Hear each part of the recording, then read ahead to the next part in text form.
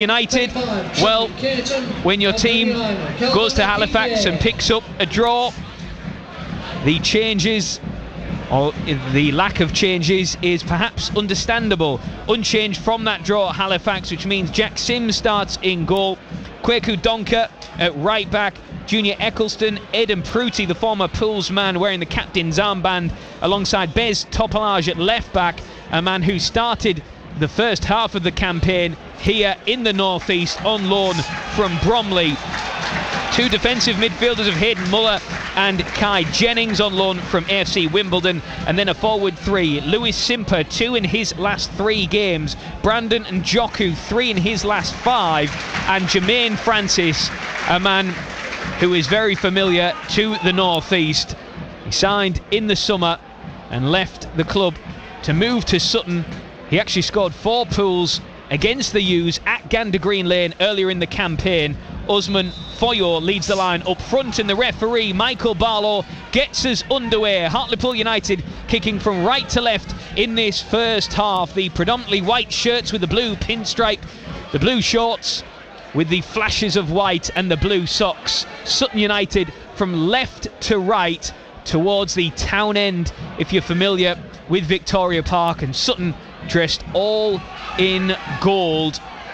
As Pools win possession with Miley, it's fired into the feet of Alex Reid round the corner. So the first pass is to look for Tyrese Sinclair, but Sutton United have done their homework on the York City loanee, and they've doubled up on him early on with the ball out for a throw-in, and a minute in can introduce our expert summariser tonight alongside me in the press box. Always a pleasure to be joined by former Hartlepool United captain Mickey Barron. Evening to you, Mickey. Good evening, Rob. Quite a bright night, isn't it, under the lights? All 4 lights tonight, so it's better than last week. But just going on from last week, some terrific goals, and I don't think Alex Reid got enough credit for his finish, because obviously Sinclair got all the plaudits for what a fantastic individual goal, but Alex Reid's finish was a good finish as well.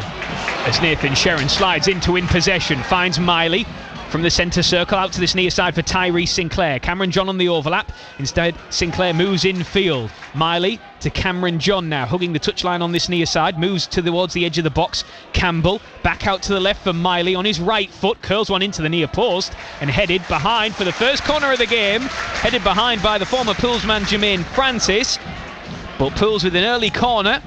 And it has shades of Carlisle last Wednesday. Yeah, I was just thinking exactly the same, Robert. I think a few months ago that wouldn't have gone in the box. I think we would have an extra pass and try to build it up, but like Carlisle last week, in the first couple of minutes, put the ball in the box, see if we can get some joy from it. The voice of Mickey Barron, our expert summariser tonight. Jamie Miley with the Pools corner. It's flat trajectory right to the edge of the area where Campbell has peeled away, looks to whip one back in, hits the first man, rebounds into his path, and he moves the ball back to halfway. Took a touch there off a sliding Eden Pruti, and out for a Pools throw-in in front of Nicky Featherstone's technical area. Yeah, I think it was a clever corner kick, and Miley's tried to drill at the edge of the box to Campbell, who's ran in late, but I think he's just overhit a little bit, so Campbell couldn't run on and take his shot. But it's nice to see them try different things from set pieces. Certainly is. We'll keep you up to date with scores from around the grounds throughout the evening. Here is Jamie Miley, spreads the play out to Tyrese Sinclair, settles the ball onto the turf, step overs, and then drives off to his left, brushes past one man, is stopped by the second, and now it is Sutton United's turn to try and move it out from defence, and they do so with Lewis Simper. That's intercepted by Pools inside their own half, as Max Cogan goes out to his right for Jay Ben, being watched very closely by Jermaine Francis, who will be looking to prove a point against Nicky Featherstone. Jermaine Francis was for a time a fan favourite here in the northeast, and sort of fell out of favour really when Nicky Featherstone took over as manager. 22 appearances, 3 goals in 6 months, and then moving in the new year to Sutton United. And you can understand why Sutton were interested in Jermaine Francis, because the one thing he does certainly add and bring to a team is pace and that directness that so many defenders hate, Mickey Barron. Yeah, definitely. He's got it, hasn't he? He's got pace. He can change direction quickly with and without the ball, and he's definitely a threat in that final third. Whether or not he's got baggage in other areas that sort of diminish against that, we don't know as much, but he's definitely someone that we need to keep an eye on tonight and keep tight up against. He's yet to score for Sutton, and I'm sure he would love to open his scoring for the U's this evening, the Grenada International, as Sutton United with a throw-in inside their own half. A pass that's gets a touch on it from Alex Reid. Yeah, we don't want the curse of the ex-player scoring tonight, do we? Well, the problem is that there's 3 former Poolies in the Sutton side, so if there is going to be a night for that, it is probably this evening. Can Pools avoid that particular curse as Corgan floats a ball out diagonal to this near side, but it's intercepted by Donker. And a pass back to Eden Pruty that almost inadvertently went the way of Adam Campbell. Pools with a free kick inside their own half. Offside flag was up on Osman Foyo. Long ball over the top from Pools, searching for Alex Reid, but easily gathered by Jack Sims in the Sutton goal as Campbell tries to get his foot in to win the ball, loses out though, and Kai Jennings out to the left hand side. Jennings has it back, gets it from Francis. Eden Pruty back to Jennings once more as Sutton do try to get it down and play, but in that move there, Shudwai hasn't been successful so far in this game, as it was a loose pass and Pools were able to clear. Yeah, I was just thinking they've come to play Sutton, haven't they? They've got a 4-2-3-1 formation. They're quite fluid in the final third of who's playing where, and they're going to try and play, which is brave when you're down the bottom, but if that's the way the manager wants to do it, they're picking up plenty of spaces in midfield. Those 2 ones that are sitting deep are getting plenty of the ball so far. And one to watch out for, Lewis Simper, who is on his day a game changer, as he so often has been for the U's, and Simper just skips out the way of that one as the ball comes out to the near side. Donker now to Simper, lays it off. This is Sutton on the attack. Donker trying to twist and turn past Tyrese Sinclair, who is judged to have fouled his man, and it will be a Sutton free kick on this right hand channel between the edge of the box and the touchline, and about 12 paces or so up from the byline, right down in front of us. With 7 minutes in, Hartlepool United 0, Sutton 0, but you weren't having that, Mickey. No, I thought it was just a fair challenge. I think Donker got past him with a little bit of pace, and Sinclair tried to tackle him, but I didn't think it was much of a foul. But you know this ball from Simper's going to go in with a lot of quality into a good area, so we have to defend properly here. A left-footed delivery from Simper. There's a mass of bodies around the penalty spot that now break to the back post. It's punched out by Hayes, comes out to Jennings, heads it forward, but intercepted by Matty Daly. Gets Pools up the pitch for the moment at least. Simper moved infield, now out to Jermaine Francis. Cross deep into the area, headed away by Cameron John, helped on by Sherrin. Might break for Matty Daly here, who looks to feed the run of Alex Reid. Wide on the right hand side, he's got yellow shirts around him. He might have to do this the hard way as he moves infield. Back heels it to Matty Daly in the box. He's dancing, he's turning, he's trying to find some space. Lifted up into the area once more. Good cross from Jay Ben, but Sutton can clear. And then Nathan Sherrin is judged to have fouled his man. Free kick quickly taken by the U's. Simper out to the left hand side, this time for Foyo, who breaks into the area at the angle. Pools trying to close him out, might break for Simper. Shot takes a deflection and is gathered down low by Nick Hayes in the Hartlepool United goal. And with 9 minutes in, it remains Pools 0, Sutton 0. Tyrese Sinclair might win this from the goal kick though, as he brushes past his man, hugging the touchline, moving infield now onto his right foot, edge of the area. The angle is closing though, he needs some support, and it's there with him with Campbell. Instead he finds Miley, space opens up, Miley hits it straight down the throat of Jack Sims, an easy gather in the end for the Sutton keeper, but the game has sparked into life. 9 minutes in, 0-0. Yeah, you attack, we attack, you attack, we attack. You have a shot, we have a shot. More of that, please. Yeah, brilliant. I think the one thing Sinclair's going to have to change tonight is that the right back Donker's got a lot of pace, and he's going to be able to match him for pace. You can already see he's happy to go tight with him because he knows he's not going to be able to run in behind him, so he might have to try and collect the ball in slightly different positions than he did last week. If you're out of interest, and you were in this position as a player, if you're the man up against Tyree Sinclair tonight, what do you do, Mickey Barron? I would go as tight as I can and put the pressure on him before he even receives the ball. Just tell the centre half that's behind me just to come across a little bit more than probably normally would, but just get people around him. So get your wide player back nice and early and just put the pressure on him from both sides. Nice touch from Reid, opens up to Campbell, now out to that man once again, the outlet that is Tyree Sinclair, through ball, just too much on it towards Cameron John, and he runs out of grass as it ends up out for a goal kick. Hartlepool United 0, Sutton United 0. It's going to be an area, the wide areas again, Rob, because of the way Sutton are doing it. They've got those two hold midfield players, and then the two wide players aren't always being wide, so they're not always on the side of the pitch you expect. So one of the hold midfield players has to come across and try and take the runner on the left or the right hand side. Sutton have given it straight away from a goal kick to Matty Daly. Pools have it with Sharon. Now Jay Ben hugging the touchline over in front of the Cyril Knowles stand. It's worked back to Max Corgan. Closed down there by Foyor. And now Cameron John tries to play a through ball to Alex Reid, which was ambitious, shall we say. Cut out by Sutton. Pools have it back though with Tom Parks on the halfway line. Now into Adam Campbell with that low centre of gravity. He rides challenges so well, Adam Campbell, on his days. Corgan out to the right for Jay Ben, just short of the halfway line. Now Matty Daly accelerates into space. He's closed down, the ball rebounds wildly back towards the halfway line for Sharon to pick up. Pools with sustained pressure once more.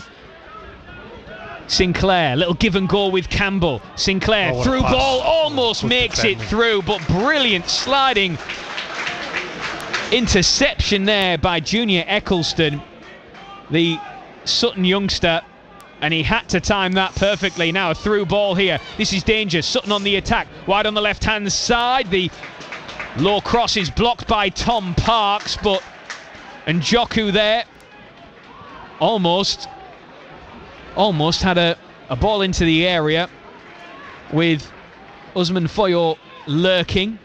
But just a little reminder for Pools, as Alex Reid, too much on that ball towards him over on the far touchline, so Sutton can mop up possession inside their own half. There are some fascinating battles already developing out there on the pitch tonight. Tyree Sinclair against Donker on this near side, as Jamie Miley just picks the pocket of Simper there. Did really well, did Miley. Matty Daly circling away from danger. Now Jay Ben. Pools inside their own half. 13 minutes in. Pools 0, Sutton United 0 if you're just joining us. BBC Radio T Sport on 95 FM, DAB Digital Radio. We're on Freeview 714 and BBC Sounds as well. Plenty of ways for you to listen with us this evening, as Tom Parks almost clears the Cyril Knowles stand over on the far side. In fact, he hits the phone number that is printed across the top of the stand as part of the advertising boards. I thought he was going to end up on a Clarence Road there. Do you know what it looked like? It looked like a kid in a huff who just kicked the ball and walked back to his position. And yeah, when you say careful it doesn't go over the neighbour's fence, and then that happens. As Simper turning edge of the area, shot takes a deflection, and then Jay Ben has to head it behind because he had yellow shirts breathing down his neck. The first corner of the evening for Sutton United arrives in the 14th minute, and it's going to be Kai Jennings who goes over to the far side to take it. The AFC Wimbledon loanees taking it quickly, short to Simper. Campbell read it really well and took it from his toes and then prodded it out for a throw-in. Good reading of the game there from the former Crawley man Adam Campbell. Yeah, I think Sutton will be disappointed they didn't get something from that, because Hartlepool had switched off and it was a good chance to get a 2v1. Sutton work it through the centre of the pitch. Simper gives it back. Now, edge of the area is Foyo. Sutton's turn to have sustained possession. Donker working it back to the halfway line as Sutton tried to build. Donker wants a through ball. Instead, they've gone over the top towards him. He might make something of it anyway. Lifts it over the head of Cameron John, but Parks comes across and says, "Not today, thank you very much," and just, much like a big brother, just mops up the mess that his younger sibling made. It's Tyrese Sinclair. Gives it back to Cameron John. That's launched long for Alex Reid, who wins a flick on, but nobody really there to follow in for it. And the gold Sutton shirts mop up possession once more.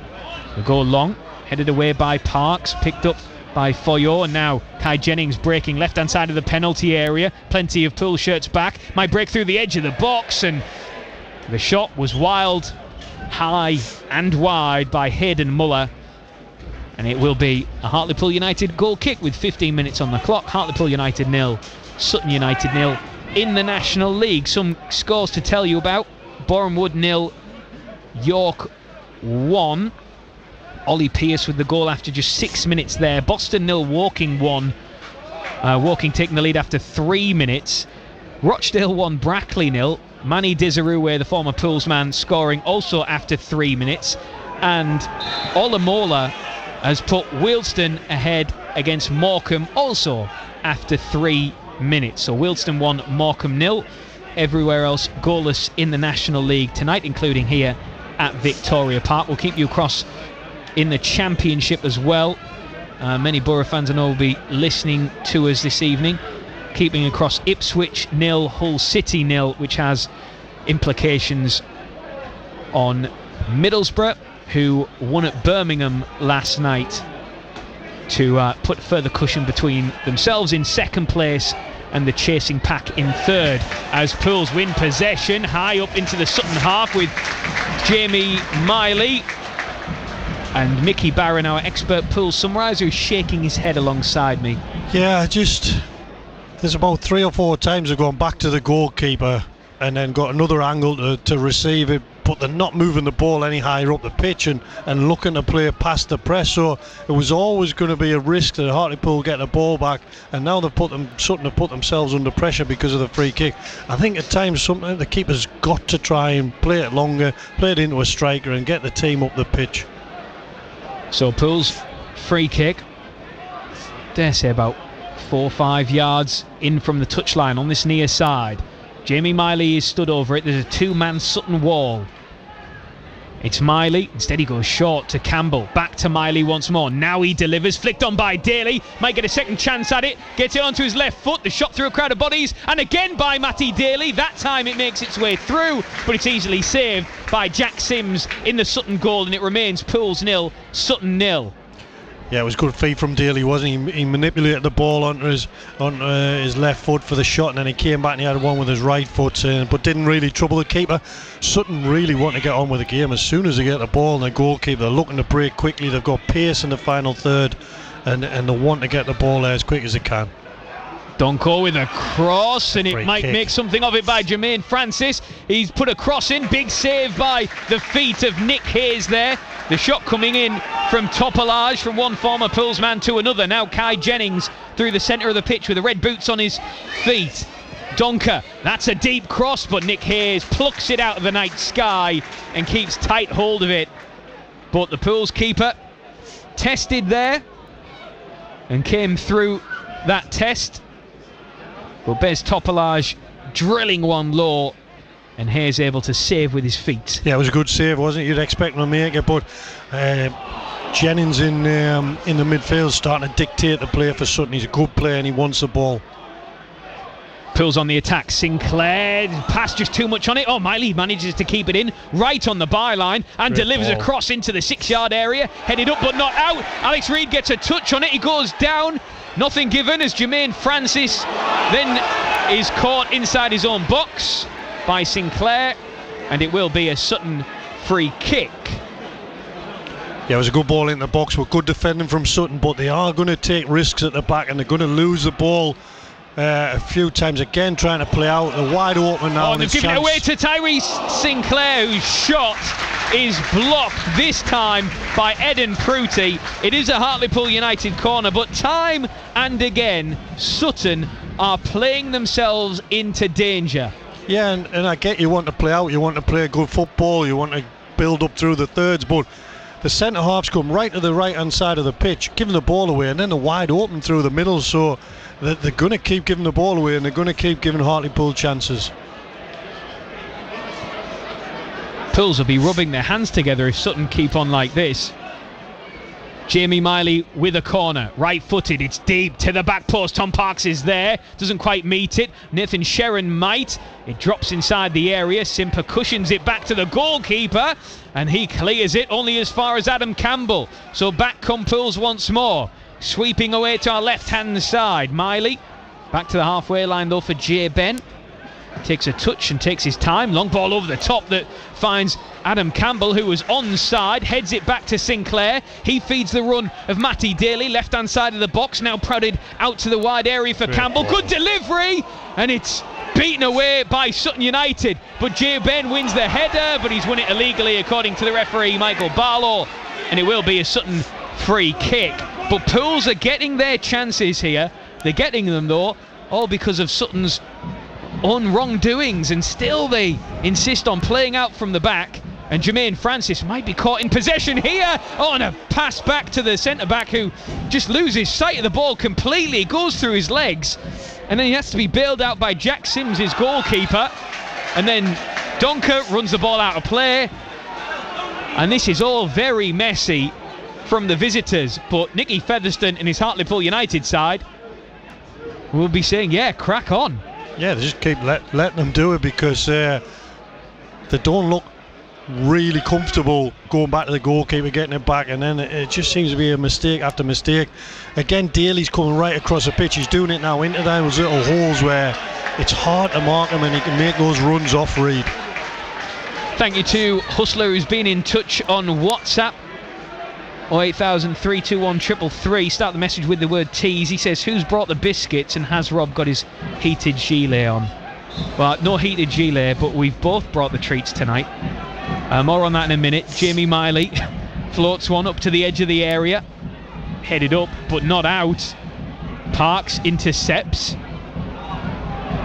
taken away from goal towards the halfway line. Nathan Sherrin does really well to sell a dummy to Jermaine Francis, then hits a beautiful diagonal to Sinclair, who's running at his man with the step overs, beats him as well, right-footed drive, and it's over the crossbar. And he doesn't need a second invitation, Tyrese Sinclair. He will keep running at his man all game long, and especially when he's given that much space and that much time on the ball. But it remains Pools 0, Sutton 0. Sinclair just going over the crossbar of Jack Sims. Yeah, it was a terrific ball from Sheeran out wide, and then he's one-on-one with the defender. The defender's got to show him down the line. He's let him cut inside. Then Sinclair is trying to just curl it in the top corner. He's not far off, but the defender can't let him come inside. It opens the goal up, and then he's on his right foot, which he's comfortable with as well, and you're just inviting him to take a shot at goal. So back to the treats, as Hustler asked. I brought the Brookie bites, and Mickey Barron, as Tyrese Sinclair's chopped down beyond the halfway line, nothing given. Mickey Barron bought the Homer Simpson style donuts tonight, so we are feasting like kings. And Robbie Stelling brought 2 mint Tic Tacs. Yes, he did. That is correct. Like school rations. Went over. Please, sir, could I have some more? I have to admit, these Brookie bites are a bit special. They are. Very good. Well, Mr. Sainsbury's special, those. Other supermarkets, yada, yada, yada. Yellow tag or? No yellow tag. Touche, Mr. Barron. Touche. No heated gilet either, Hustler, who was asking us. We have a break in play here because Tyrese Sinclair is down, and Danny O'Connor, the physio, is on, having a look at him. And yeah, it's his ankle, isn't it? He's doing the tests on his ankle. He looks in a bit of pain. He's got his hands covering his face, Sinclair, and I admit I didn't see it as a foul challenge from the Sutton player. I just thought it was a good, strong challenge. Well, he's going off. He's sat up, and meanwhile Sutton have every single player over in the technical area, and I'm not surprised, because I imagine the message there will be just be a bit more careful with the ball. Yeah, and it's almost like they want to go back to the goalkeeper every time they can. They want to go back to the goalkeeper so they can draw Hartlepool in, play around them, but they don't look comfortable when they receive the ball from the goalkeeper. Well, Tyree Sinclair is back up on his feet. He takes a little word with the referee, who I think was trying to hurry him up. Sinclair is still limping very heavily. We saw this at Carlisle last week, where Sinclair just got battered and bruised, didn't he? And at half-time, we were questioning whether he would reappear for the second half, but he did, and continued to show what he was made of. But I think he's going to try and continue, and that is crucial to anything that Hartlepool United try and do tonight in this game, because Sinclair has become a key component in Nicky Featherstone's Hartlepool United attack.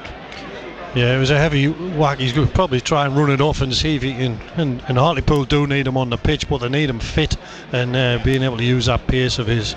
He's still continuing to twirl his ankle and put some pressure on it. He's off the pitch. Sutton in possession.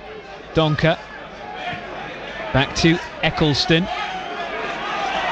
Now Eden Pruti out to the left hand side, and still pulls down to 10 men. The cross into the area, headed away by Corgan, and still Sinclair is now allowed back onto the field of play. Still looking down at his ankle as he does so, with the ball out for a throw into Sutton United, midway inside the Pool's half. Trying to work it down the left, but Pools managed to force Sutton back to the halfway line. Eccleston to Donker.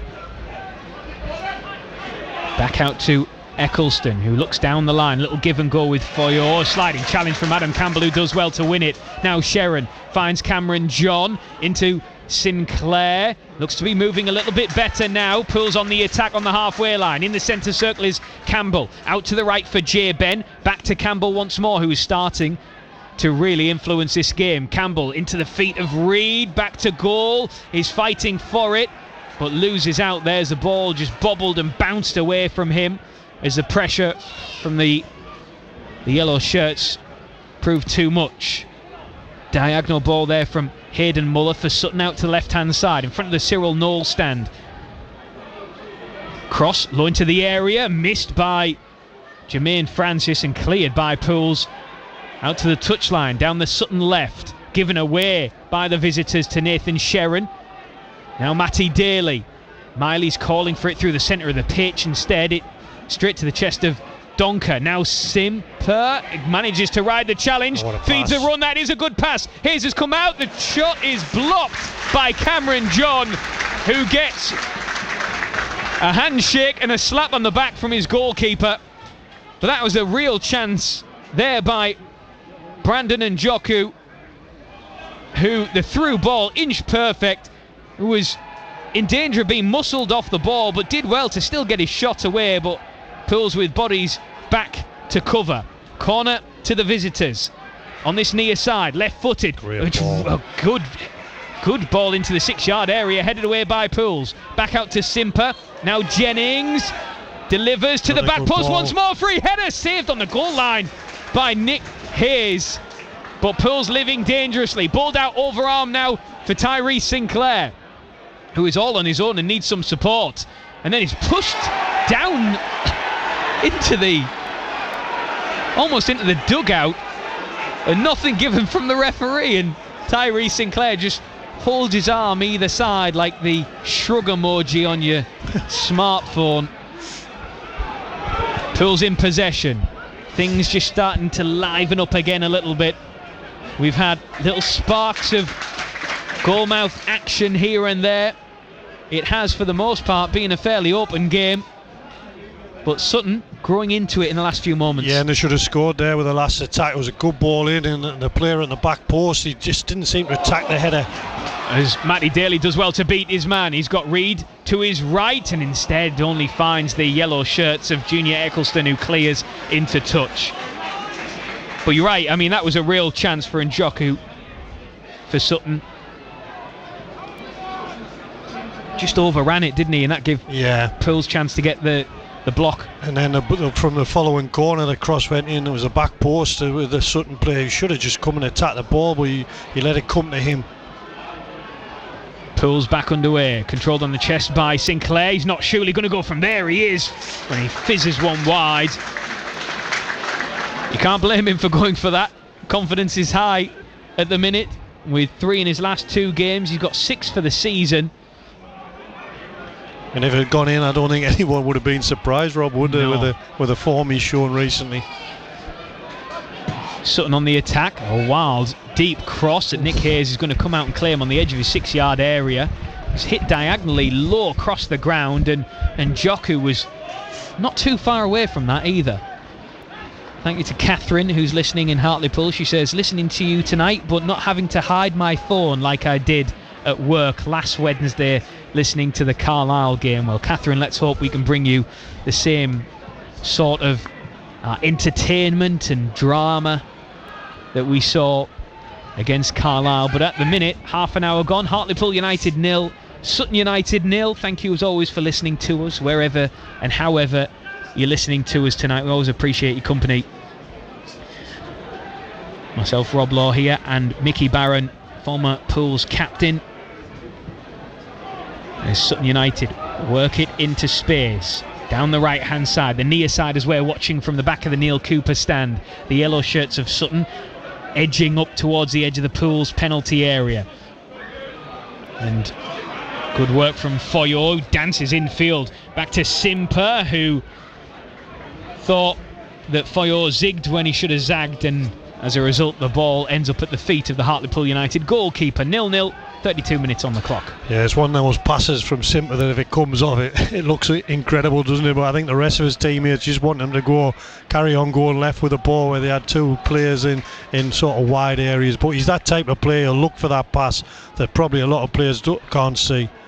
Matty Daly midway inside the Sutton half finds Jamie Miley. There's space for Sinclair on the left, and he finds him. Sinclair cross takes a wicked deflection, so it takes it away from goal and across the field as Sherrod steps across his man, and that man is Njoku, who feels there was a little bit extra in there, and he may have been right as well. Sinclair finds Campbell, back to Miley.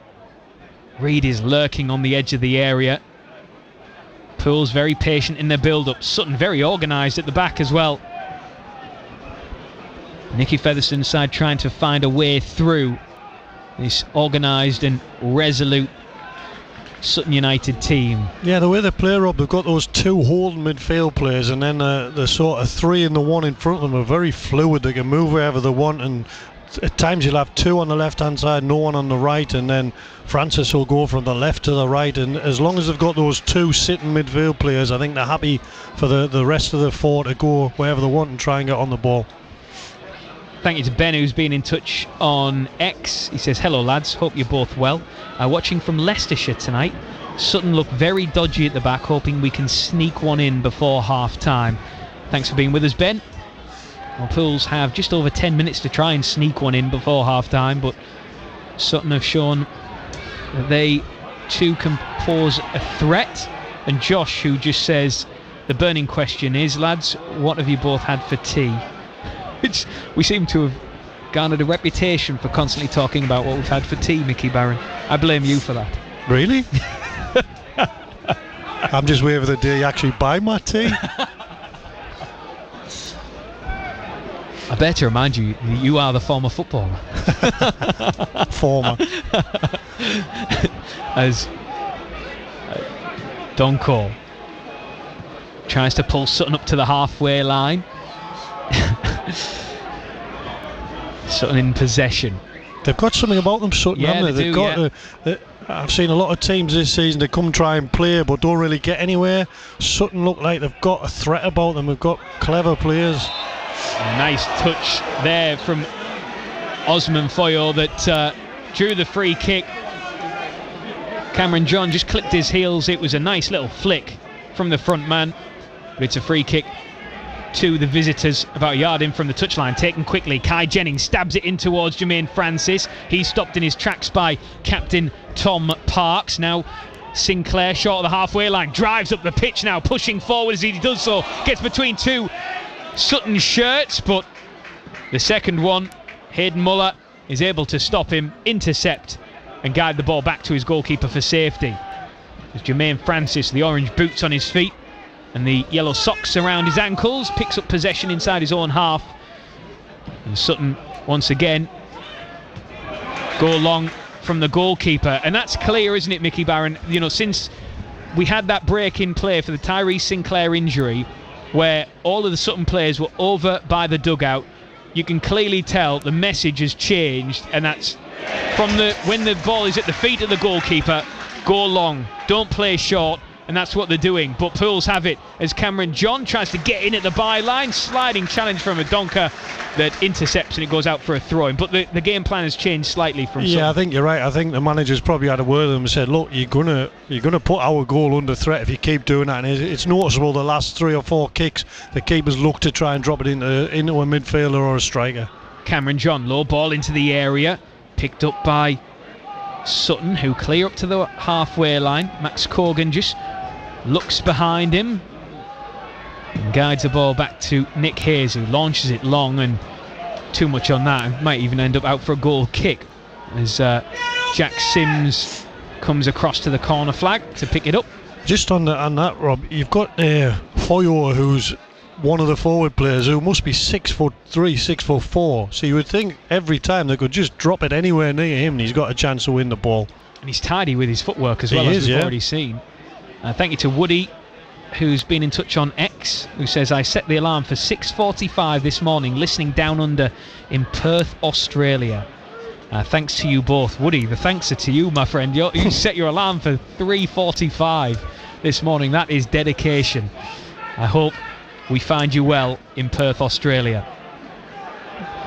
As Jay Ben intercepts and finds Matty Daly, who's been busy in these opening exchanges.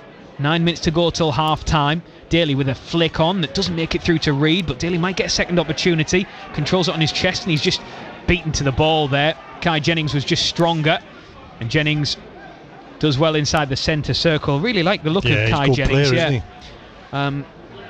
Looks really composed, but wants to play forward if he can, and he just seems to have that knack of being able to nick the ball away from the Hartlepool players. It's like he dangles the carrot, doesn't he? And then as the goalkeeper comes a long way out to head that clear from on the edge of his D, Pools trying to capitalise, and they eventually win possession on the halfway line with Cameron John into Sinclair. That little 1-2. Jermaine Francis slides in to disrupt that move, but Miley keeps hold of it. Now to Sinclair once more with the white boots on his feet, the number 37 on his back, and now Sharon on the halfway line takes a heavy touch. He was under a bit of pressure and forces Tom Parks back to his goalkeeper with 38 minutes on the clock. Hartlepool United 0, Sutton United 0 on BBC Radio T Sport this evening under the lights, and I can confirm that all 4 floodlights are working, which wasn't the case for a period of time towards the end of the Carlisle game. As Campbell into Reed, and now Matty Daly trying to fight for it inside the box. The rebound comes out to Nathan Sharon. His pass is loose, and that allows Sutton to pick up possession, and Joku driving forward and using his pace. He's in a foot race with Jay Ben, who does really well to get back alongside him and win the ball as well. Prods it out for a throw-in, but that passage of play from Jay Ben draws applause from our expert summariser. Hold that thought, because Simper skipping in field. Now to Jennings once more, wide on the left-hand side. Back to Simper. And now Eccleston. Jennings again, the Wimbledon low knee, and Joku, nice footwork as he dances and pirouettes around the edge of the area, trying to find a way forward, but Pools have plenty of bodies back in which to deal with him. Out to the left-hand side. Now Simper again looks to deliver, but is stopped at its source by Jay Ben, who will wrestle to win the second ball. Jermaine Francis comes across and picks up possession. Sutton on the attack, wide on the left-hand side, edging into the penalty area now. Pools can't touch him. Back out to the left. Jermaine Francis, a shout from the crowd in frustration. There's Muller out to Francis once more. Sustained pressure from Sutton United, and Jermaine Francis falls over, and Matty Daly just takes it off him and says thank you very much. And Pools now have the ball back under control with 5 minutes to go until half time. I thought that was you shouting for a minute there. No, good defending from Ben on a couple of occasions there, though. He chased back to make that one-on-one, and then just stopping it cross with his head. Vital from your fullback. Pools on the attack with Sinclair down the left, pushing to the byline. The cross takes a deflection. Cameron John might get a chance, tries to square it when he should have shot, and as a result Sutton can work it away, but Sharon's won it in the tackle. Daly keeps hold of it, and then Campbell leaves it. Cameron John's going to try and get there, but he can't. It's all very messy, and Pools give away a free kick inside the Sutton half. And Campbell apologises there. He thought that Cameron John was closer to the ball than he was. He tried to sell a little dummy. It would have been a nice idea, but there was just too much on it, and John couldn't get on the end of it. As a result, Sutton have it and build out from the back once more. Yeah, I think everyone on this side of the pitch could see what he was trying to do, but I don't think there was enough pace on the ball to get it out to him, and he put his hands up straight away and apologised. Well, 5 minutes to go until the break. Hartlepool United 0, Sutton United 0. We were talking about Kai Jennings earlier, on loan from AFC Wimbledon. His fourth loan of his career. This is the highest he's played in the pyramid in those loan spells. 3 goals in his last 4, 8 for the campaign. How old is he, Rob? 20. Yeah. Looks a good prospect. Yeah, certainly at this level. He's operating really well tonight under the lights in the northeast. Pools in possession with Daly.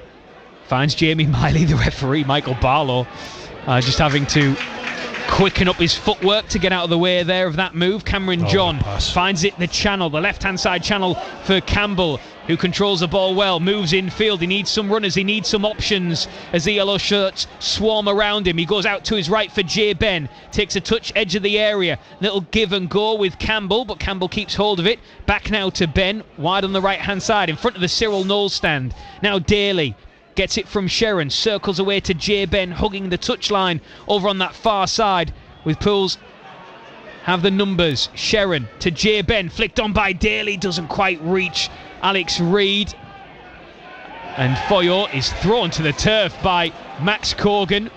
That's 2 titans meeting, isn't it? As Corgan wins the throw-in right in front of the Sutton bench, who don't necessarily agree with the linesman and the referee in that decision. I think Foyo went down a little bit too easy there, didn't he? I know it's, as you say, 2 big lads coming together, but you'd like to see him put a bit more of a fight. It's like King Kong meets Godzilla, that, isn't it? There's plenty of movies about that. I've just had a message from Maureen Smith to say she's listening tonight as well. It was a long time at the football club. She did everything at the football. She ran the football club. That's what we. So hello, Maureen. I hope you're nice and warm in the house and enjoying the commentary. And is that just because she made sure you were well looked after as well? She was just. Were you her favourite? No. She was just really good at her job, and a really nice person. Well, great to have you with us, Maureen. Pools on the attack. Matty Daly trying to feed the run of Alex Reid, who pulls his man down, and it's a free kick to Sutton. And just a few frustrations starting to leak out onto the pitch from the stands, but Pools haven't been bad this evening. It's been a fairly it's been an entertaining game for the most part. There's been chances for both sides. Yeah, it's been a really good game. There's going to be chances throughout the game at both ends, I think, but it's probably, I was just thinking, it's probably just Reid that hasn't been able to get into the game. I think all the other Hartlepool players have had time on the ball and are making the little passes, little angles. We just can't get him into the game. Is Jennings Tries to find Jermaine Francis. He's been brought down by Jay Ben, and Francis stays down. The referee, I thought was going to give one there. Yeah, I was going to say I thought the referee had initially given a free kick, but he hasn't. And now Alex Reid has been brought down on the halfway line. And Jermaine Francis is going to need some treatment. And while we have this stoppage in play, let's go to the National League North. Darlington against Macclesfield, and it's being watched by Ray Simpson. 2 minutes left here. It's Darlington 0, Macclesfield 1. Macclesfield taking a good goal by James Gale, who found space just outside the Darlington area. Hit a right foot shot to beat Rory Watson at the left-hand post. Macclesfield missed an early penalty. Watson made a fantastic save. But Cedric Mendes also hit the bar for Darlington. 2 minutes to half-time, and it's Darlington 0, Macclesfield 1. Thank you, Ray, keeping us right across all things Darlington this evening in the National League North as the Quakers push to solidify their place in the playoffs. Having a terrific season, Darlington, aren't they? Really are, just keep grinding out results, don't they, and keeping in those playoff spots. But I think, as I say, the referee's missed one there, because Francis would have been through, probably in on goal, and there's no reason for him to go down, and you could tell with Ben's reaction that he's caught him there, so obviously the referee didn't see it. 4 minutes of stoppage time, which we're into now. Jermaine Francis is up on his feet after receiving some treatment and ready to rejoin the field of play. It's going to be an uncontested drop ball, which ex-professionals love, don't they, Mickey Barron? As Donker can't get on the end of that. He would have been in past Cameron John as well. But instead, a Pools throw-in. Scores elsewhere in the National League. Boston 1, Woking 1. And Brackley have equalised against Rochdale. It's 1 apiece there. Wilston 1, Morecambe 1. And Truro are leading Southend by a goal to 0. So if it stays like that, and Hartlepool United can win here tonight, Pools will go into the playoff places. It's a tough place to go, Truro, isn't it? Especially on a midweek game. Hartlepool United will be there in a couple of weekends. Sutton United on the attack. Donker back to Eccleston on the halfway line. Has plenty of time to just... He worries me, Eccleston. Look at that. Oh, now they've given it away. Reid has found Tyree Sinclair, and he's got a 1v1 with the goalkeeper. Can he finish? Oh, what a sliding interception. A brilliant tackle. And Junior Eccleston has surely just stopped a goal from Tyrese Sinclair. They give it away. Pools countered, one touch pass round the corner from Reid, found Sinclair. He was bearing down on goal, and Junior Eccleston did not give up the fight. He got back, sliding in to stop the shot right at the very last second. He did, Robin. It was a great recovery, but he should never have put himself in that situation in the first place. He's a centre-half, and he's played it in the midfield, followed his pass. They've lost the ball, and all of a sudden Hartlepool are 2-on-1. He's a risk taker as a centre-half, and I don't like centre-halves that you're not sure what's going to happen. A brilliant recovery. That was the chance I was talking about Danny Johnson earlier in our sort of preview. They're the chances, one-on-one. He needed to take that early. He just took too long to get his shot off. But Eccleston's going to keep giving Hartlepool chances because he takes too many risks on the ball. Yes, it was the good and the bad of Junior Eccleston there on full display, wasn't it? In full HD, giving the ball away, but credit to him. Incredible recovery. It was an incredible recovery. And if Hartlepool United wanted that chance to fall to anybody this time, it would have been Tyrese Sinclair. I wonder if he just heard the footsteps of the men behind him. I just don't know whether he got it onto the right side that he wanted to hit the ball with and ended up going on to his sort of weaker side, if you like, and he was trying to get his feet in the right place to take the shot. But you're right, he probably heard people coming to get him. As Cameron John looks for a hopeful ball over the top. Bez Topolage is going to Just give that back to his goalkeeper. He had Matty Daly in close proximity. As we into the final 15 seconds of the half. Simper receives it through ball to Njoku. Tom Parks is going to get there. In fact, Njoku gets there first. Njoku goes down inside the area. It is a goal kick. And Tom Parks looking a bit sheepish there. Yeah, I think there was contact, but I don't think there was enough for a penalty. That is where Sutton are the most dangerous. Simper gets that ball in behind the midfielders. He gets half turn and then he looks to play a striker. Fortunately, Njoku sort of lost his balance, didn't he, as he was trying to take Parks on, and it went out for a goal kick. But they really have got a threat when they're going forward. Half-time whistle has gone here after 4 minutes of stoppage time. Hartlepool United 0, Sutton United 0. Both teams with opportunity, Pools with shots on goal through Matty Daly inside the first 20 minutes. That was before Bez Topolage, with a low drive, was asking questions of Nick Hayes in the Hartlepool United goal, who had to save with his feet. Tyrese Sinclair, though, has continued his form from Carlisle Wednesday last week. He's been a constant threat. He's had shots over. He's been heavily involved. And right before the half-time whistle, Sutton playing themselves into danger, as they did do for the majority of the first half. Junior Eccleston giving it away, and Alex Reid with a touch on the halfway line just over his right shoulder to play in Tyrese Sinclair. He was 1v1 with the goalkeeper. He had a long way to go. He had a lot of time to think about it, but Junior Eccleston, for his mistake, managed to reatone and slide in to block the shot at the very vital moment. And as a result, at the break, it is Hartlepool United 0, Sutton United 0. Mickey Barron.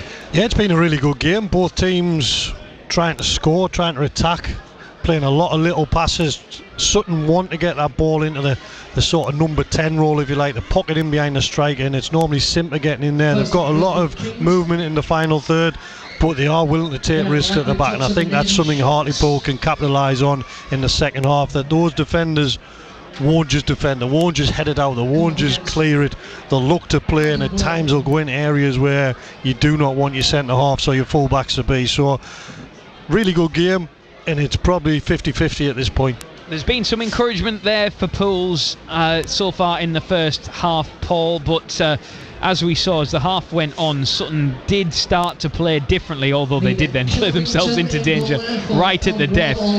It is there for either side tonight, and with Truro leading at Southend, a big half-time team talk for Nicky Featherstone and his players if they do want to make the most of that and try and get into the playoffs tonight. But at the break, it's 0-0.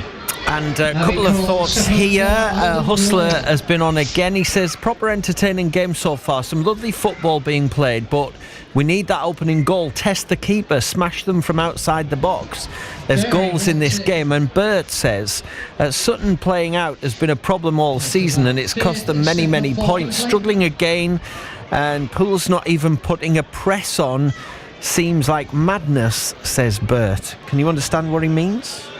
Well, I mean, to be honest, I would say, so yeah, I know what I can see what Bert is saying, because yes, Sutton are there, have been there for the taking when they've been trying to play out from the back. But that being said, I do think Hartlepool United have pressed up the pitch, and that's why they've had so many chances, Mickey. Yeah, I think I agree with you, Rob. I think Hartlepool are pressing, and probably the manager of Sutton has seen how well they've pressed at times, and then they've gone a bit longer, and then Hartlepool can't press as much because the ball's gone over the top of the first press. But they are willing to take risks, and it'll be interesting to see what their manager does in the second half. Is he going to go back to trying to play through the keeper and through the centre half, or is he going to go longer and try and miss out Hartlepool's midfield? All right, we will be back with you for second half commentary very soon. Mickey Barron and Rob Law at Victoria Park with no goals yet. It's Hartlepool United 0, Sutton 0. It is still Darlington 0, Macclesfield 1 at Blackwell Meadows. Coming up for half-time there. We'll get a half-time report from Ray Simpson. James Gale was the scorer of the only goal there on 38 minutes. Lots of other games in all the different leagues tonight, so we'll run down all the scores for you. We'll do that next. Because of you, good good things happen. Because of you, Teesside, County Durham and North Yorkshire is a better place. I do this because I love it. You inspire, you encourage, you lift others up. It's nice to be nice. You and people just like you are the spark that makes a difference. That's made my day. To nominate a local hero for a Make a Difference award, go to bbc.co.uk/make a difference, where you'll find a list of categories, full terms and our privacy notice. Nominations close on the 31st of March at 5 p.m. Make a difference. We can make a difference. BBC Radio Tees. Proud to follow Hartlepool United. BBC Radio Tees Sport. Evening from Paul Addison. This is BBC Radio Tees Sport with you until 10 tonight. It's half-time at Victoria Park in the National League and it's goalless. Hartlepool United 0, Sutton United 0.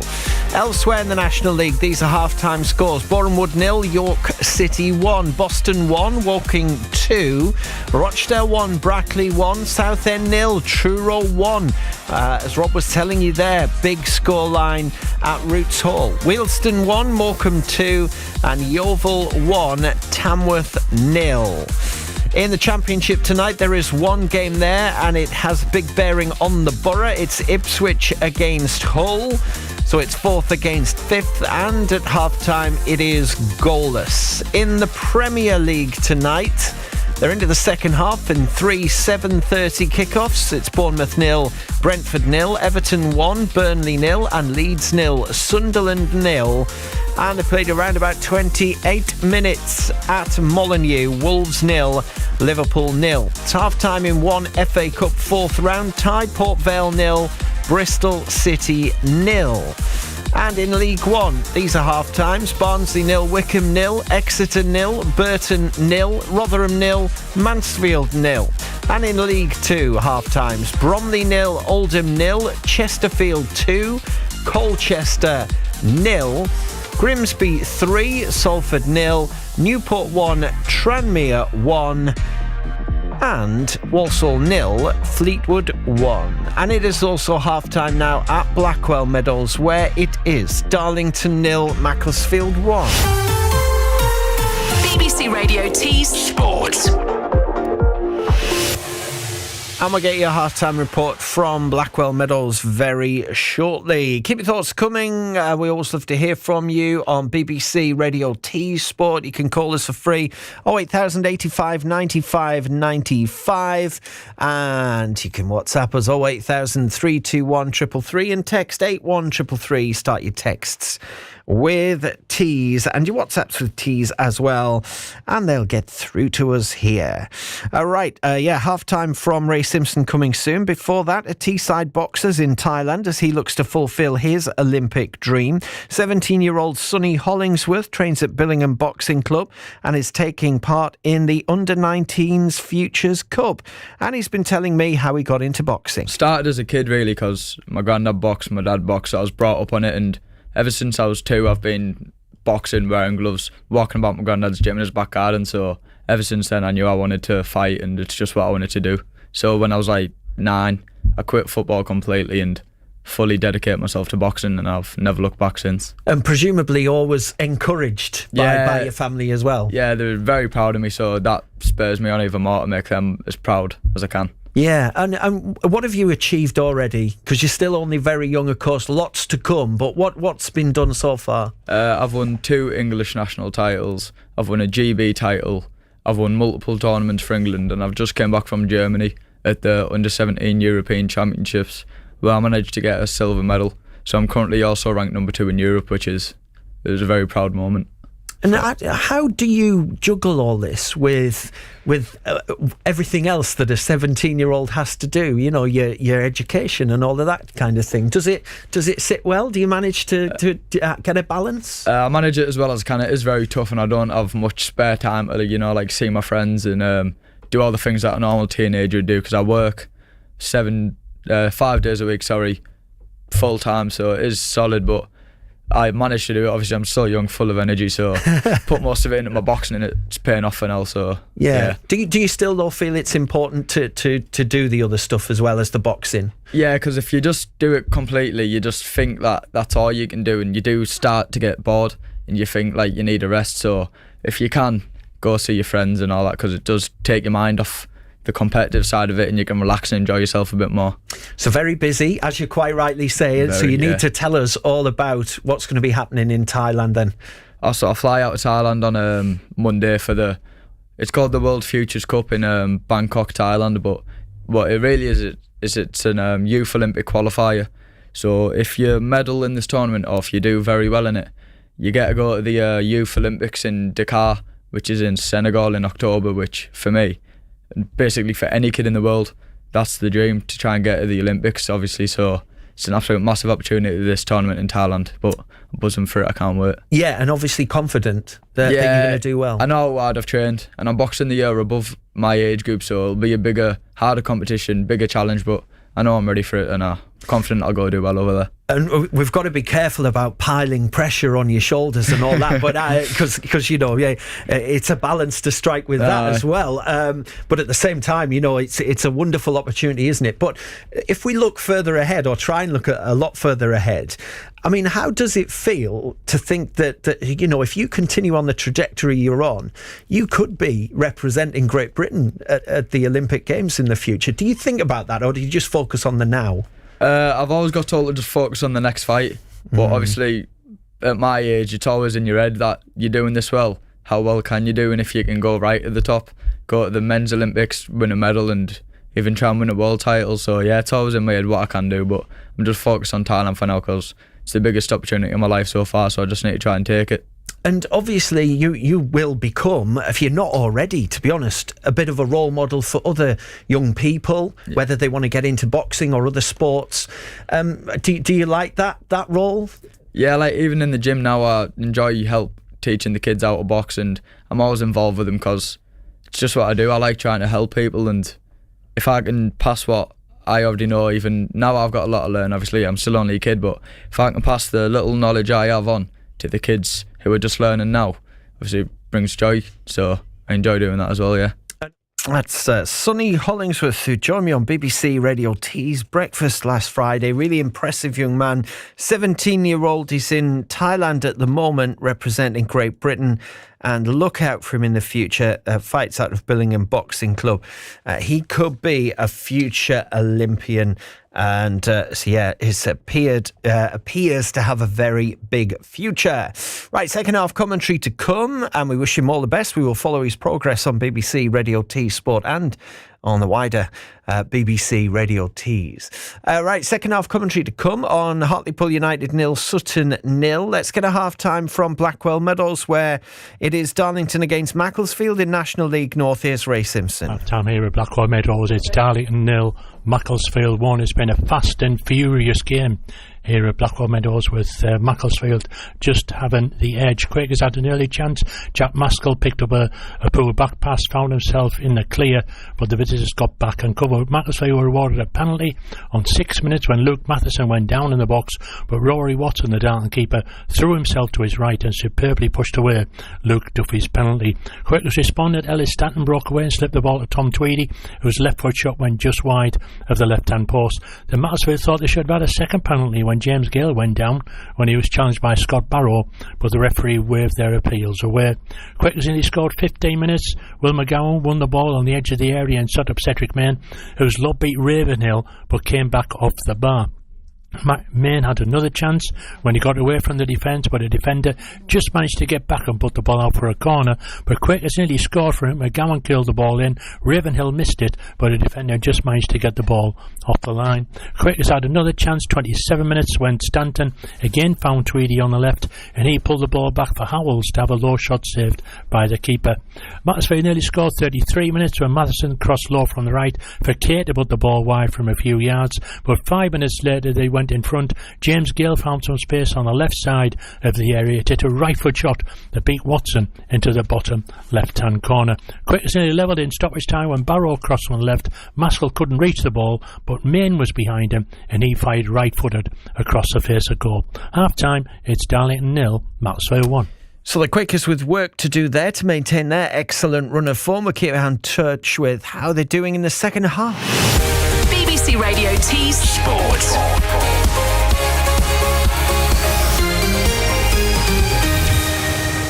The second half being between Hartlepool United and Sutton United in the National League, where it is goalless at Victoria Park on BBC Radio T Sport. Let's rejoin Mickey Barron, and first of all, here's Rob Law.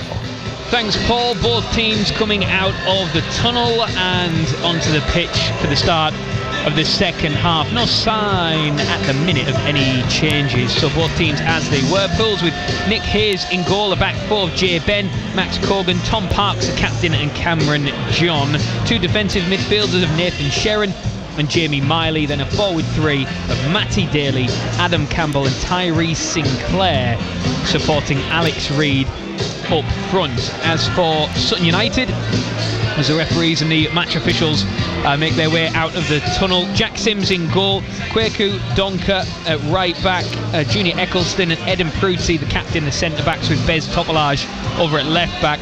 Two defensive midfielders of Hayden Muller and Kai Jennings, who's been a standout performer so far. Lewis Simper, Brandon Njoku and Jermaine Francis, a forward three behind Osman Foyo, who is leading the line up front on loan also from AFC Wimbledon. The referee, Michael Barlow, checks his watch. The linesmen are in place. We are about to get underway for the start of the second half. Mickey Barron is our expert summariser with us tonight on BBC Radio T Sport. Thank you as always, wherever you are, whoever your team, for listening along with us tonight. Mickey, take us into the two dugouts. What would have been the messages, do you feel, firstly from Nicky Featherstone and Hartlepool United side? Yeah, I think Nicky will be quite happy that I think they've had some decent chances, balls in good areas. They've played some good football. They've played some really nice little one-touch passes in the final third to try and create things, and I think he'll be wanting them just to put them under a little bit more pressure, a few more crosses in the box, and just make them defend.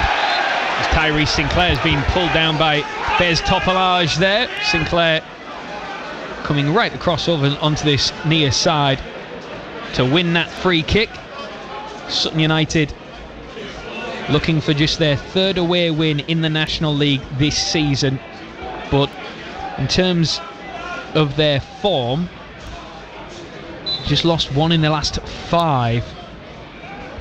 There's Jamie Miley from the free kick, floats one into the area. Tom Parks is there with a header. Reid at the front post, and he puts it wide. A minute into the second half, and Alex Reid with an opportunity to open the scoring. The header from Parks was down into the turf, which meant it sat up for him perfectly, but he stabbed it the wrong side of the post, and it's still 0-0. Yeah, he's got to score, hasn't he? It was a mismatch at the back post, Parks. Chance now for Sutton United with a cross that goes well over the crossbar. And Sutton United are adamant that should be a corner. Yeah. And instead, the referee points for a goal kick. And I have to be honest, Mickey, I think Sutton have a point. Yeah, it hit Parks on the way out from the cross. And we are how many yards away? About 100 plus yards away? Yeah, definitely with my eyes. But yeah, Reid's he's got to finish that there. He's got to find a way of turning the ball inside the post off Parks' header. It was the type of chance that we're so used to seeing Alex Reid bury. Yeah, definitely. It's in an area where you'd think he would just be able to put it in, but maybe he's used the wrong foot, and even then, though, Sutton have just nearly conceded, and then they're quickly trying to play out and put the ball at risk again. It's a really strange way of trying to keep a clean sheet. Well, Pools with the two best chances of the game so far. Tyree Sinclair bursting through 1v1 just before half time, only for a brilliant recovery by Junior Eccleston. And Alex Reid at the start of this second half who is searching for his 10th goal of the campaign, and he was within inches of it. Free kick by Sutton, deep inside their own half, lifted high and long towards Foyo, but won by Parks. Back to the halfway line and Eden Pruti. Now Jermaine Francis turns to face goalwards down this left-hand side. He's got Bez Topolage with him, and Jay Ben takes a bite, and Max Corgan wins the ball, and Alex Reid wins the free kick just short of the halfway line. Very quickly taken by Jay Ben. The referee says the ball was still rolling. It was also a good 8 yards away from where the free kick was meant to be taken. Yeah, there wasn't much chance he was going to get away with that, was it? It was nowhere near where the free kick was, and then it was still rolling at quite a considerable pace as well. It wasn't anywhere near stopped.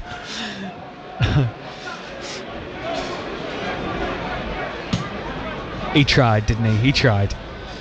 Free kick taken by Corgan. Headed back towards the halfway line. Sharon meets it. And Joku is lurking between the two Pools centre-backs if they could find him, Sutton, but Pools instead have the throw-in right in front of the Pools dugout. And Nicky Featherstone watching on in the mouth of the technical area. Hands thrust deep in his pockets as Tyrese Sinclair wins another free kick. I think these free kicks is definitely an area where Hartlepool can create chances, because last time no one picked up Parks and he got a free header to head it back across the goal, and they don't really seem to have a dominant header of the ball like a really big centre half that wants to go and attack everything, so it's definitely an area Hartlepool can use. Free kick then wide on the left. Matty Daly stood over it. It's going to be a right-footed delivery. Plenty of bodies in the box to pick from. He might bounce all the way through to Parks, and it's saved at point-blank range. The offside flag is up. It wouldn't have counted. But I tell you what, Jack Sims didn't know that. Yeah, it was a good save. Again, from a free kick that no one has attacked the ball. Oh, and it's given away by Sutton to Adam Campbell. He backheels it for Reid, and it's cut short. Reid goes down inside the box. Nothing given. We play on. Jay Ben bursting it down to his right-hand side. Low to the front post and saved by Sims. It looked to be heading in that as well, but he held on to it, did the Sutton goalkeeper. I've just never seen a team do what Sutton want to do.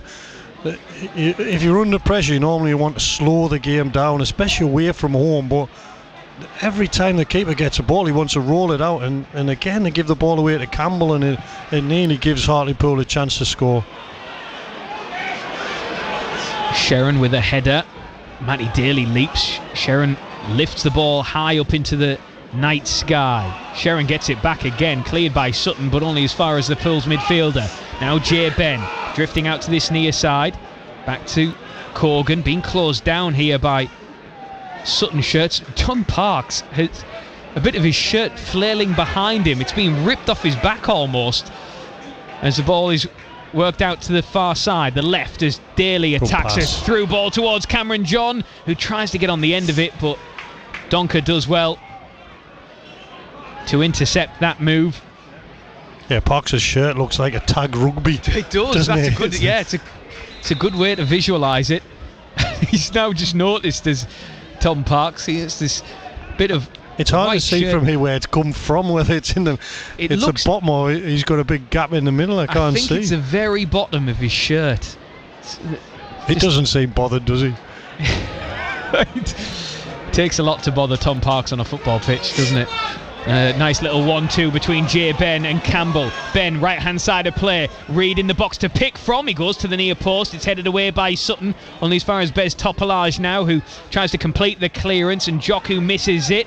Oh, but Foyo does really well to find Jermaine Francis, who's accelerating down the left hand side. Cameron John is with him. Pulls a steady to get bodies back as Francis moves infield. Finds Jennings now inside the box, tries to curl one, takes a wicked deflection, cleared by Jamie Miley, controlled by Tyrese Sinclair, needs some help, and Nathan Sharon lifts it up into the air to find Reid, who heads it down into the centre circle, but it's picked up by the gold shirts of Sutton United. Topolage, the former Pools man. Oh, he's going to go. Bursting forward, dancing through a crowd of bodies, and then fires one wide of the right-hand post of Nick Hayes and into the travelling Sutton United fans, who deserve a medal, every single one of them, for doing this journey on a Tuesday night. Is no slight feat at all.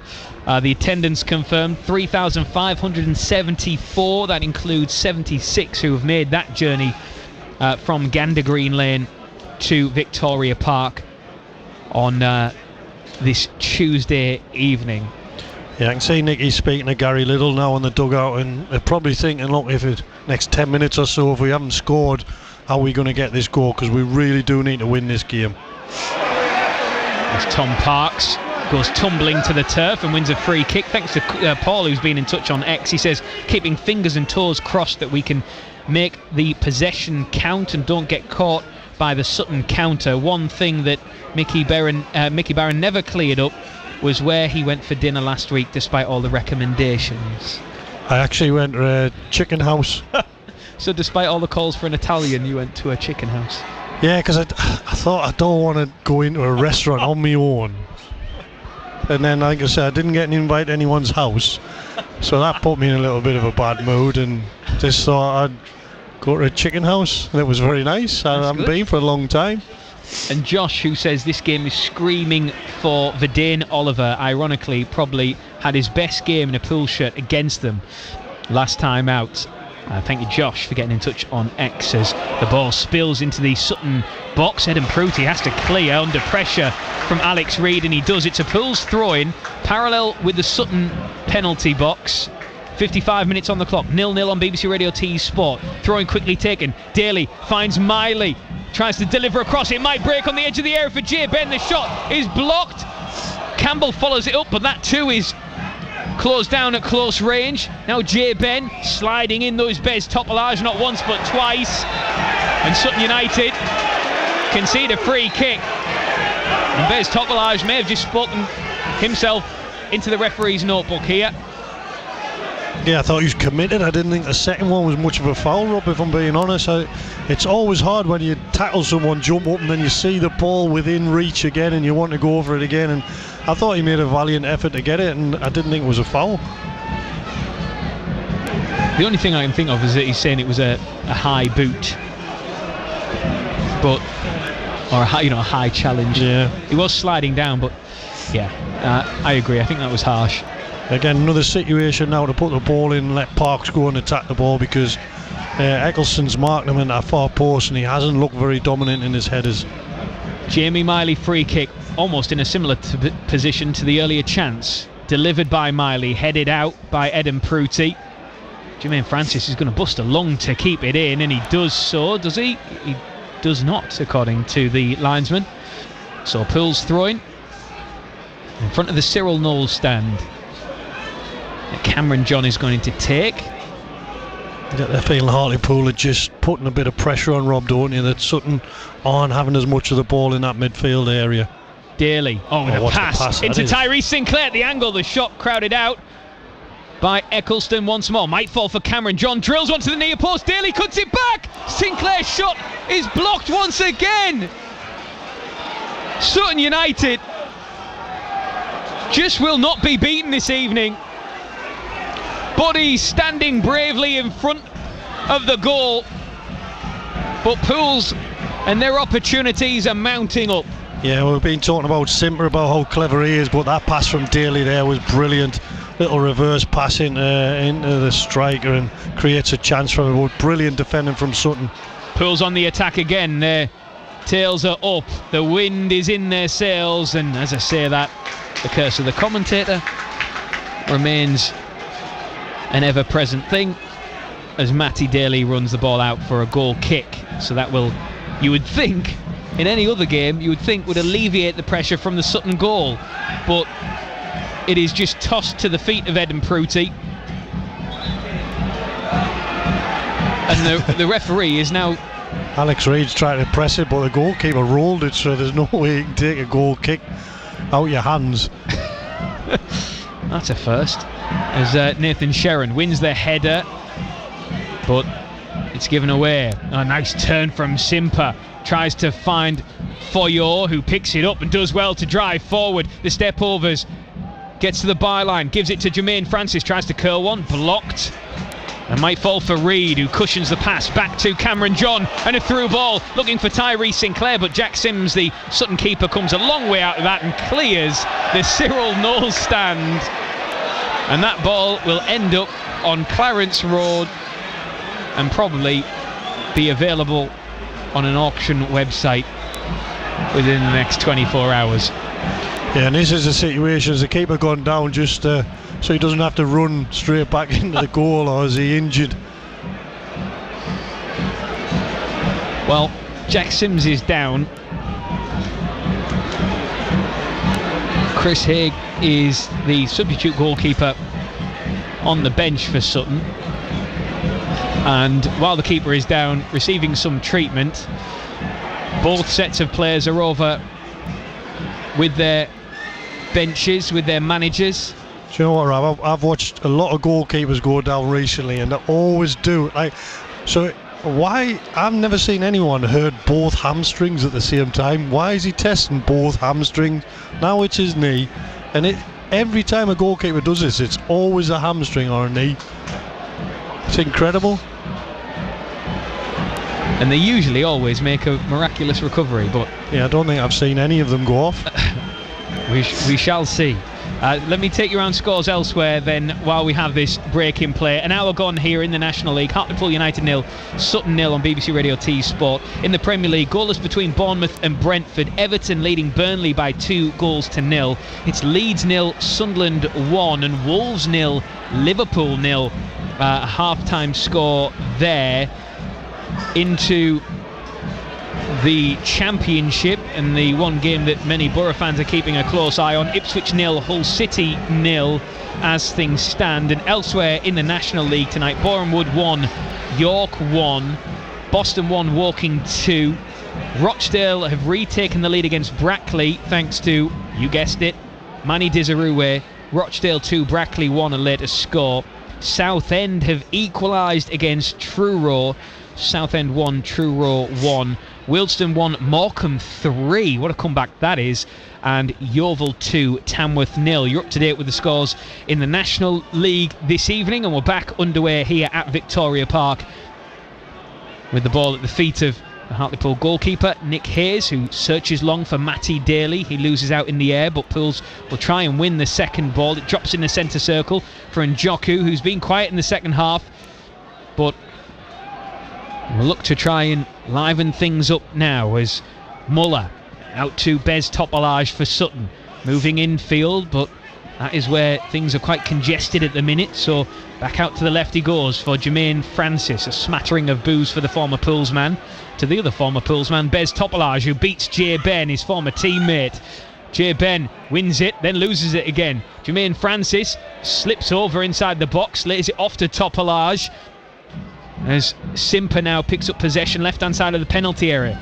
Back to Topolage once more. Muller, sustained pressure from Sutton United. Pools with plenty of bodies back as Sutton tried to find a way through. Jermaine Francis back to Simper once more. Studs on top of the ball, curls a cross into the box, which is dangerous, but Pools are able to clear. Tyree Sinclair flicks it over his head. Alex Reid wins the flick on. Matty Daly then tries to find Reid, but it's cut out. It was almost a sweeping counter as Foyo tries to beat Cameron John, and does, to Joku. Now back to Foyo, but Miley goes down. Foyo continues the attack to the front post, and it's nudged behind. It will be a Sutton United corner. Joku was there lurking. Tom Parks had to put it behind. It's Sutton's third corner of the game. Yeah, lots of incidents here. I think Daly just had to play it into the grass for him to run onto. He tried to play it into his feet, and he didn't need to be that accurate. He could have played it 10 or 15 yards ahead. Then that time, Foyu could have just played it back to Simply. I think he's picked the wrong pass that time, but corner to Sutton. Sutton corner, an in swinger, left foot right deep to the back post. Eden Pruti is there, and Parks has to head it behind, because Pruti, who scored against Pools in the 3-3 draw back in October, was right there, and he was the intended target. It was into that Gabrielle area, wasn't it? That back post area that's so dangerous.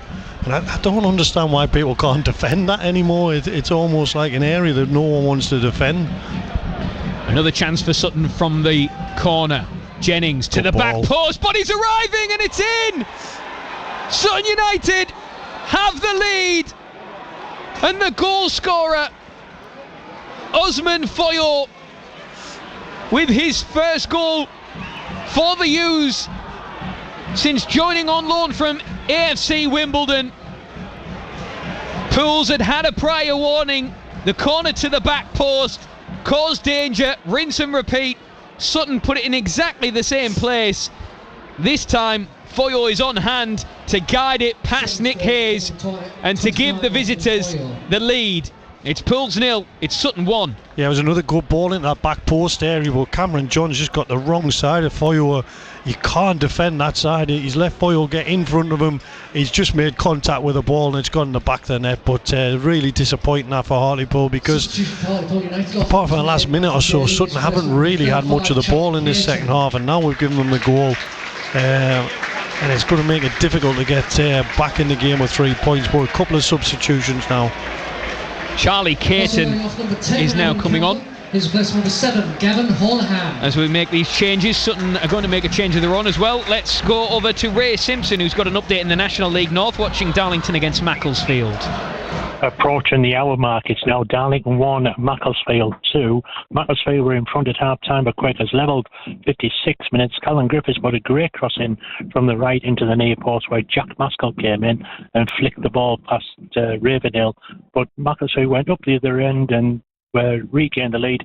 Sam Heathcourt had a shot that was deflected into the path of Gale, who struck a left-footed shot into the bottom corner past a stranded Watson. We've got 60 minutes gone. It's Darlington 1, Macclesfield 2. Thank you, Ray, keeping us right across all things in the National League North, with Darlington against Macclesfield, as Charlie Bell has come on for Sutton, replacing Jermaine Francis. There's been changes for Pools as well. Hold that thought, because Tyree Sinclair wide on the left-hand side, the pass intercepted, and Sutton can clear up the pitch to Njoku on the halfway line.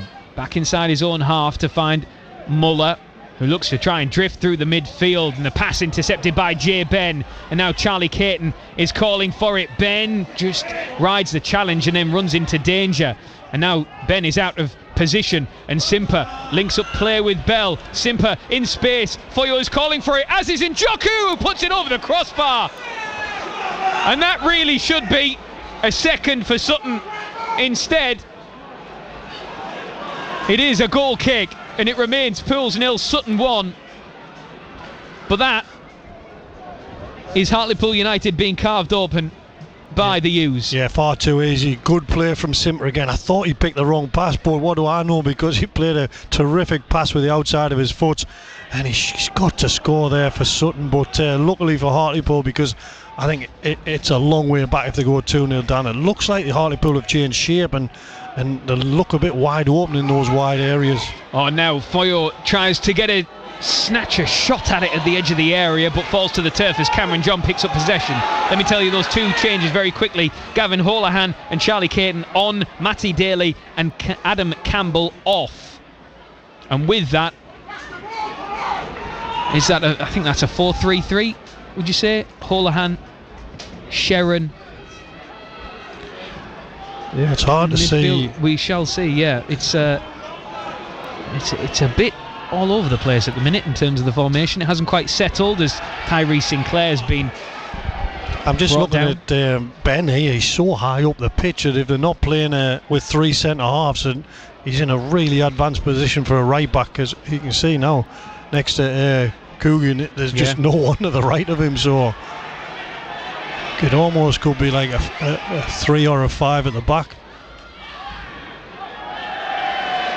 The game just hasn't settled down to be able to get into a... No. I think it might be Well, there's a throw into Pools in front of the Cyril Knowles stand. Cameron John is going to take it, so he goes short to Reed, who gets a touch on it, but then there's nobody there to follow up. Charlie Caton will close down, right back to the goalkeeper Jack Sims, takes a heavy touch and has to put it out into touch. And that will be a Hartlepool United throw-in, and that brings a smattering of applause from the home fans.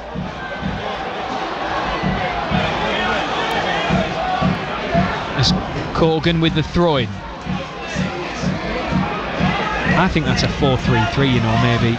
I'm just thinking that unless Sharon is... Corgan wouldn't be that high up if he was a centre-half taking a throw-in. So unless he's right of a 3 at the back.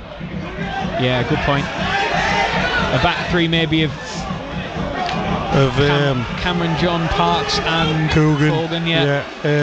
Bennett's right wing back, Sinclair's left wing back. Yeah. Then Miley and Holohan in midfield, and Reid and Charlie Caton up front. Yeah. Oh, Poole's throwing with Jay Ben on this near side, right down in front of us. Can see the back of his white shirt muddied from the turf, and he tosses it straight back to Sutton United. Such was the instruction from the referee, I imagine. Yeah, it's definitely a wing backs because Sinclair and Ben are so high.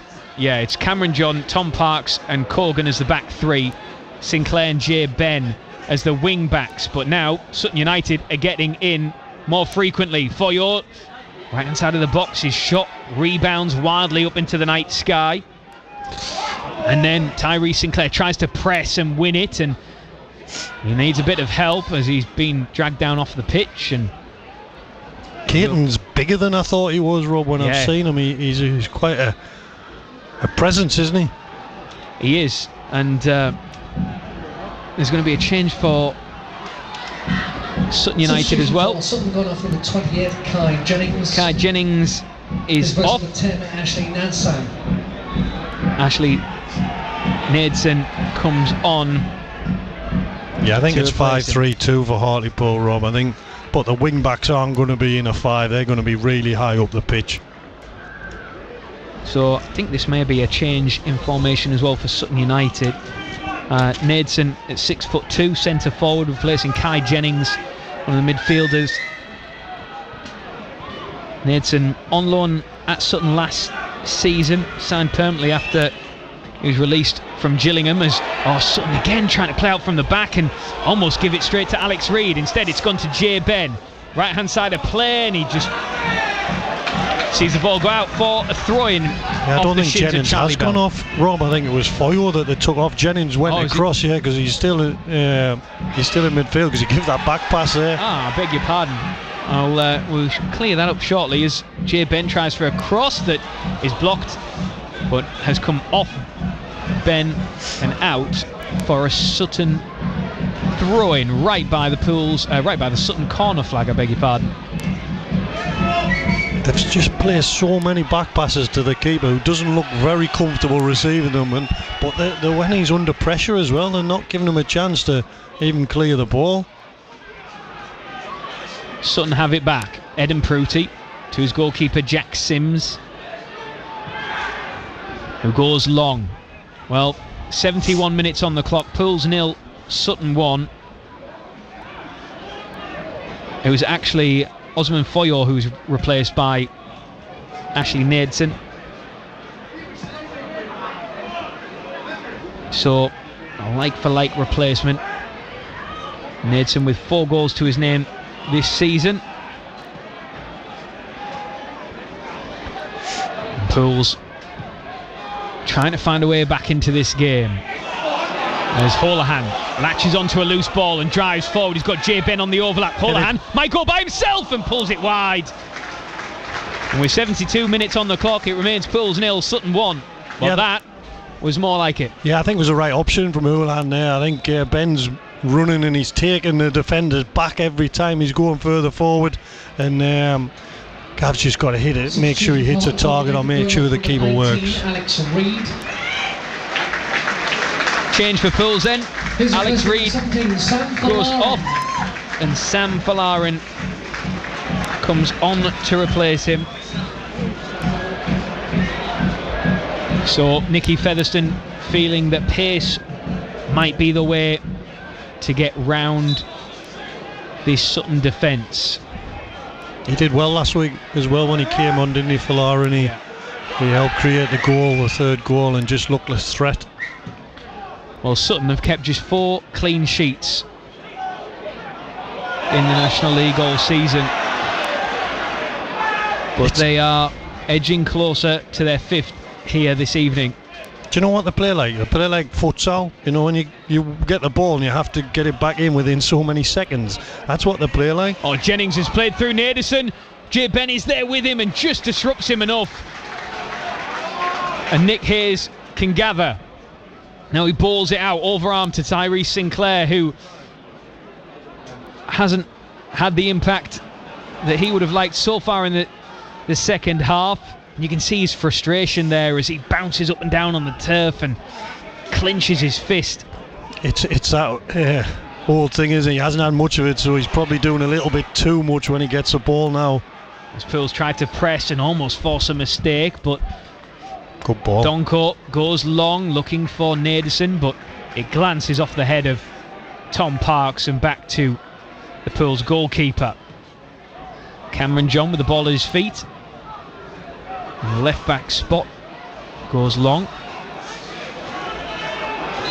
And the Sam Falarin is straight offside there as he met that ball. So it will be a free kick to Sutton. Well, can't be there.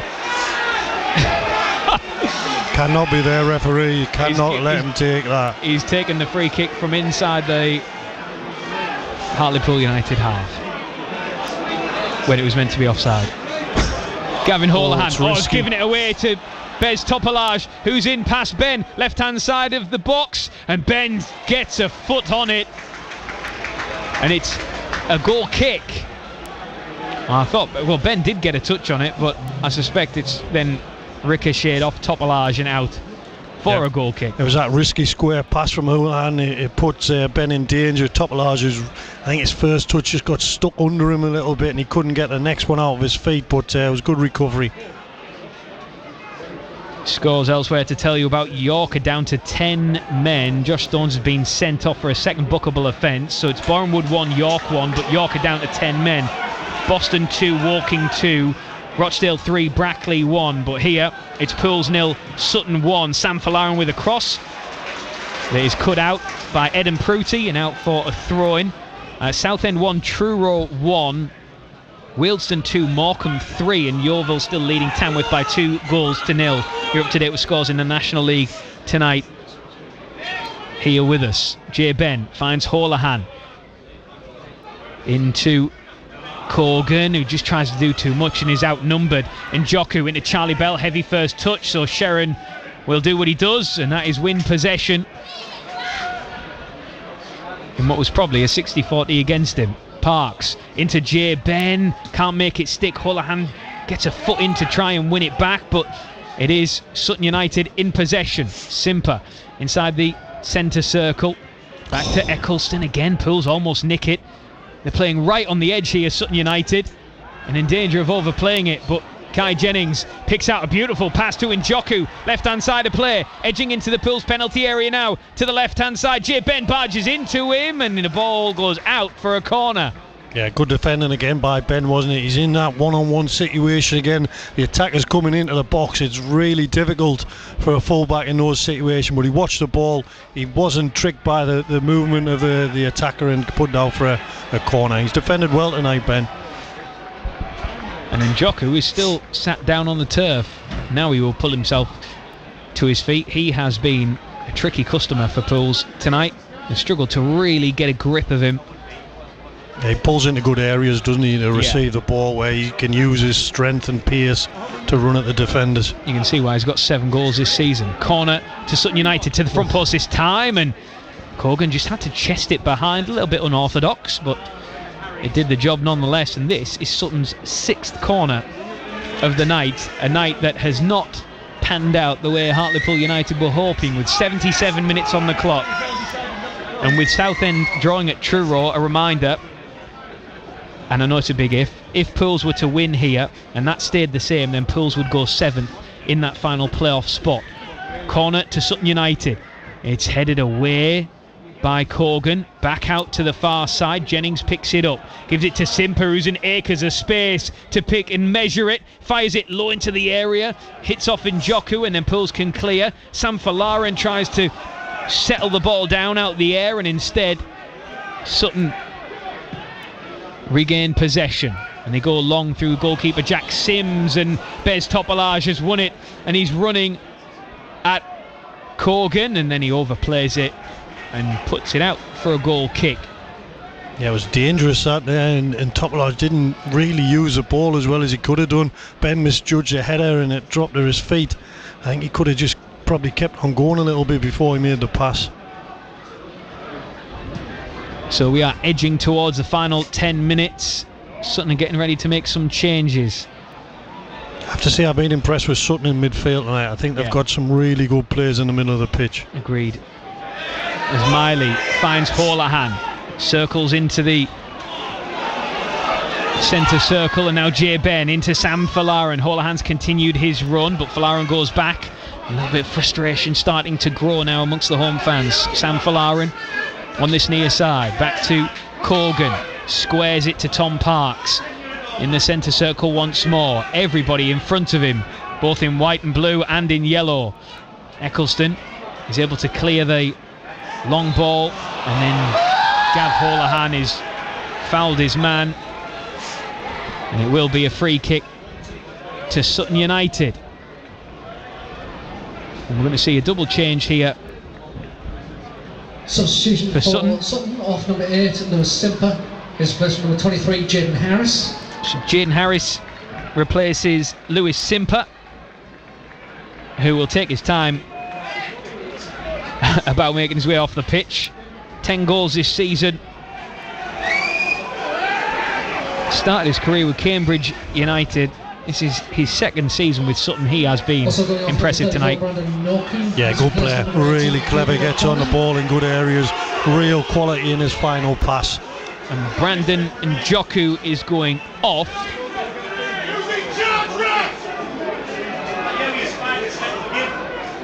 I'm just seeing who he will be replaced by. There's going to be a change for Pools as well. Verdane Oliver, I think, is going to come on.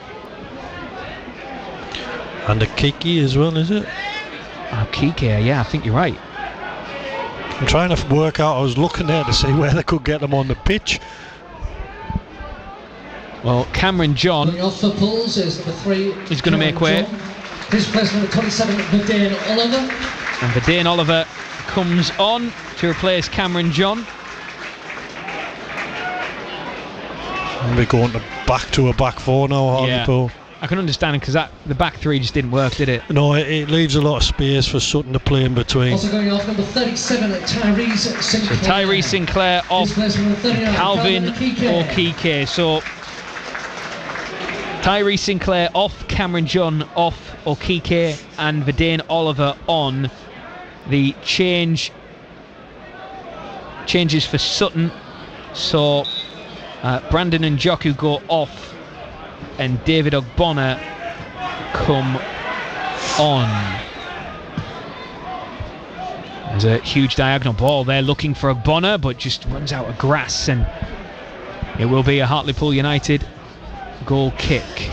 I'm trying to work out Hartlepool if they've gone back to a 4-3-3, but then it would mean Keaton or Oliver's on the left hand side. Yeah, it looks that way. Jaden Harris coming on for Lewis Simper in and amongst those changes. Well, Sam Falarin picks up possession. He's got Jamie Miley to his left. Finds him now. Miley. Oh, to Okike, but it was just behind him. Okike did well to adjust and find the pass anyway. And now Sam Falarin, left-hand side of play. In fact, it's back to Okike. His cross, he scuffs it. He leaps up in the air. Sam Falarin sliding in wildly. And Pools eventually get it back with Gavin Holohan. Stabs it back to Corgan inside this centre circle, and he goes back to his goalkeeper Nick Hayes, and you can hear the groans of frustration. 83 minutes on the clock. Pools trailing by 1-0 against Sutton United as Nathan Sherrin wins his header in the air. Sam Falarin, now Miley, and Pools win the free kick after Falarin was fouled. Today's match attendance 3,570. Just another example there. Sutton get the ball in the midfield. I think it was Muller that time. He just runs and runs and runs with it, wanting someone to press him so he can play around him, but lost the ball in a really dangerous area. Free kick for Pools, lifted into the area. Corgan is there, won't reach him. Eden Pruti was there also. Shot through a crowd of buddies from Sharon that was wasteful, really. And it will be a goal kick instead. Yeah, it was almost hopeful, wasn't it, from Sharon there, as though he wanted it to hit someone or someone get a touch on it and be able to get another shot, because it was going to be a brilliant strike to score from there. Sutton come forward once more. Bonner is just tossed to the turf there by Corgan. And as a result, it will be a Sutton free kick, but this plays into Sutton's hands. Silly fouls, just needless, giving away needless free kicks. Well, it would do with any other team, Rob, but I think with Sutton, they're not going to kill the game, are they? You would think, like a team that's... Hold that thought, because Bez Topolage is wide on the left-hand side. And it might break for Jennings.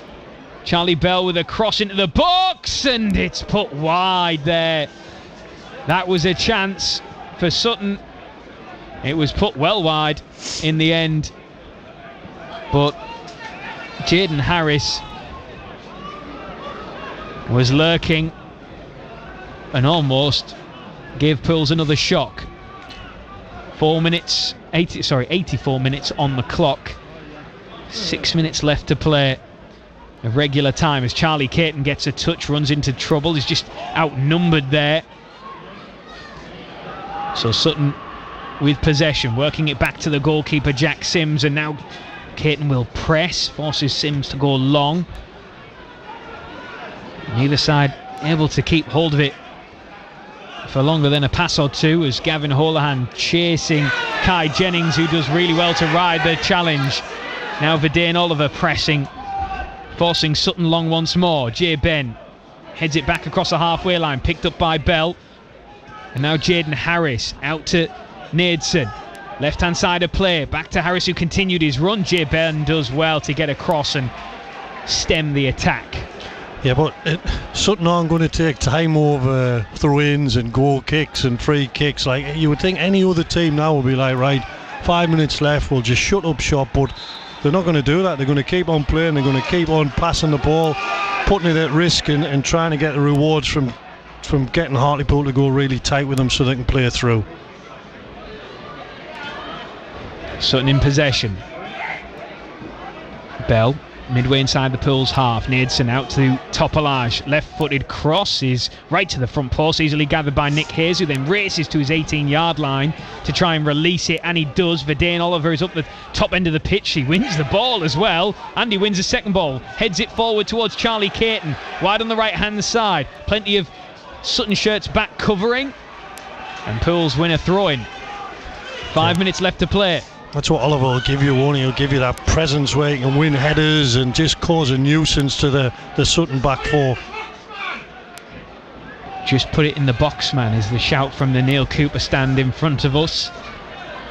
As Holohan looks over the top, might find Jay Ben, who gets on the end of it, inside the box now, at the byline, tries to cut it back, he goes down. Nothing given from the referee, only cleared as far as Holohan. Outside of his boot, tries to find Miley, but it's beaten away by Sutton United, who are dropping deeper and encouraging Pools on. Corgan stepping out from the back. Now Falarin, right-hand side of play, delivers into the area. Headed away over to the far side. Nadeson will pick it up, and he'll turn past Okike. Did well. Did really well.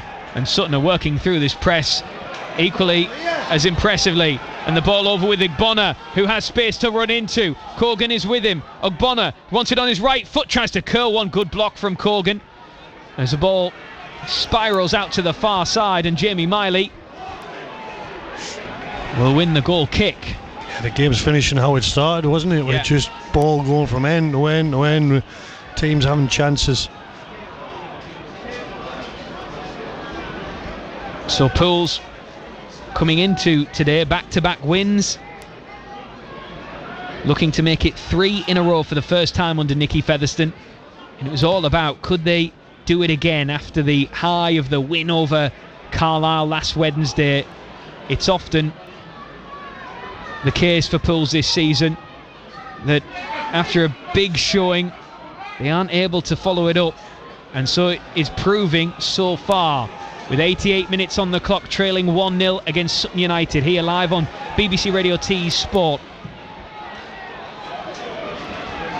Long goes Nick Hayes, launched long, but it might drop back for O'Bonnor, who is offside, and just as well as he tried to ghost between both Tom Parks and Corgan, the two central defenders, and those defenders now leave this for Nick Hayes, and we are almost into last chance saloon territory here, as Hayes out to the far left. Dane Oliver can't trap the ball, and it goes out for a Sutton throw. Poor kick, isn't it? He's got to put it where Oliver can go and attack it and try and get some a header forward, but he just kicked it out and given Oliver no chance to keep it in. Bez Topolage just short of the halfway line. Jennings. Oh, and Dane Oliver might pick this up, and he's asking a lot there, Sam Folarin, but if anyone can get there, he can, and the ball ricochets wildly off Folarin's shins after a covering challenge by Eccleston, and it will be a goal kick. Just haven't really clicked in the second half, Rob, as it hasn't really had that, like, we're creating many chances or really good chances, and just haven't been able to put Sutton under. There's enough pressure to force him into a mistake. Pools again tried to press, but it's worked through by Sutton United. Out to the right hand side. Muller, now Jennings, right footed shot, oh, and he finds the back of the net. A stunning goal from Kai Jennings. That's now 4 in 5 for the Wimbledon loanee, his 9th of the campaign. And what a goal it is from distance. Pools just dropped off, and Sutton have got a second. It's Pools 0, Sutton 2. Yeah, what a fantastic strike from Jennings, who I have to say has been the best player on the pitch, Rob, tonight. Picked it up probably 25 yards out and just took a touch and then has just drilled it into the goal, past the goalkeeper, giving the goalkeeper no chance. But there's been too many occasions in the second half where they've opened Hartlepool up, especially in that central area. Hartlepool are pressing forward, wanting to get that goal back, and finish the game off, hasn't it? But what a strike that was. We've been saying all game long how impressive he has been tonight. 6 minutes of added time. 6 minutes of stoppage time. And the fans, look at that, Mickey, we're to our right, fans filtering out at a rate of knots. Yeah, it just hasn't been the same as last week. Hasn't had the create the chances, especially in the second half. It's just been a bit flat. I don't think the changes tonight either have helped the team. I don't think they've really brought anything different or anything that intensity or just something different to the game. 6 minutes of stoppage time, which we're into now. Pools free kick, wide on the left hand side, high into the box. Corgan is there. Okike comes out to meet it, wins it right on the byline. Holohan is an option. Holohan goes down, nothing given from the linesman or the referee, as now Sutton United try to counter. Ogbonna bursting forward, but Jay Ben slides in to stop the move at its source. And Sutton, who I said have only won 2 away games in the National League this season. Their last was Tamworth in January. They're about to pick up their third. This their 16th meeting between the two sides. Pools have won 3, drawn 7, lost 5. They did the double, Pools, over Sutton last season. There was a 3-3 draw at Gander Green Lane earlier in the campaign. Or how Pools would take a point now, but it doesn't look like it's going to happen. No, I have to say Sutton don't look like a team who are struggling at the bottom of the league, Rob. I don't think, they're a bit shaky at the back at times, overplay at times, but they've got real quality in the midfield of the forward areas. Well, by the time this full-time whistle goes, which is in about 4 minutes' time, there won't be many left inside the ground to watch this. I tell you what a difference a week makes, isn't it, after last week where everyone stayed to clap them off, and as you say, tonight there's not going to be many left. Jay Ben waving his team forward as he goes long, hooks it into the night sky. Sam Falarin makes something of it down on this right hand side though, does well. Falarin moving infield, finds Holohan, finds Okike, now out to the left for Jamie Miley. Miley moving infield, picks out a diagonal cross to Jay Ben, right hand side of the penalty area, drills it into the 6-yard area with the outside of his boot. That's cleared by Eden Pruti, who has led that defensive line expertly tonight. High into the box, might yet break for a Pool's shirt, hooked away by Bell, only as far as Miley. Out to Gavin Holohan, onto his right foot and blazes it over the crossbar and over the roof of the Town End stand. Yeah, he did the first bit really well, didn't he? Hooked it over the defender, and then the shot probably sums up the second half performance. It's just way off target and no quality there when it's needed.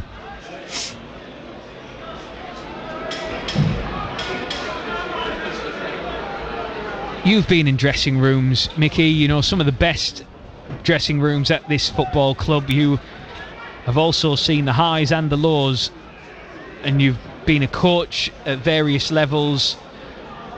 What do you think it is that means that Hartlepool United can go from beating Carlisle 3-1 so convincingly to then, you know, a night like tonight, which has happened many times this season, to not be able to follow up that level of performance? It has to be a mentality, Rob, doesn't it? It has to be something that it's either the players at this level or the players that are at the football club, that it's that mentality of probably coming in tonight thinking, well, we did so well last week that we can follow that up tonight without really putting in not the effort, because I think they've tried tonight and I think they've tried to do the things, but it's just they haven't been as good as they were last week, and I think they're having another chance for Sutton United as a shot comes in and is gathered down low by Nick Hayes. Sorry, Mickey. They haven't. Last week they put so many crosses in and made the Carlisle defenders defend time and time again, and I think there's been times tonight when they haven't done that, and Sutton had looked shaky at the back at times, but we haven't put them under pressure and we haven't made them defend enough. Thank you to Josh, who's been in touch. He says, unfortunately, this is the epitome of Pool's downfall this season. Far too many games at home. We simply failed to control the football match. We weren't playing badly when we conceded. And as Mickey said, the changes made us look completely disjointed. Yeah, I do agree with that. I don't think the changes have added anything to the team or brought that energy or quality that Mickey was probably hoping. And like just said there, it's probably disrupted Hartlepool more than sort of galvanised them. Some full-time scores in the Premier League, goalless between Bournemouth and Brentford. Everton 2, Burnley 0 as a full-time score, as is Leeds 0, Sunderland 1. Still 20 minutes to play at Molineux, where it's Wolves 0, Liverpool 0. In the Championship, it's Norwich against Hull City, when Ipswich have actually won against Hull. Ipswich 1, Hull 0. And there is the full-time whistle. Hartlepool United 0, Sutton 2. It was a game that just got away from Pools. The first half was competitive, but in the second 45, Sutton were able to get their noses in front, and then Kai Jennings with a wonder strike that went straight into the top corner to beat Nick Hayes. It is Sutton's third away win of the season in the National League as they fight to avoid the drop. Hartlepool United, their fight towards the playoffs has just hit another speed bump. Mickey Barron. Yeah, really disappointing after last week, and not with the sort of effort or the quality at times, but it was just we couldn't build up that momentum to put Sutton under pressure in the area where I thought they were at the weakest, which is the defenders. But fair play to Sutton, they came and played. They had a game plan where they were going to play, they were going to take risks at times, and that created a couple of goals and other chances as well. But it's just that sort of we can't keep slipping up and hoping that Southend and other teams continue to not win matches, because it won't keep happening. And tonight feels like a big knockback, doesn't it?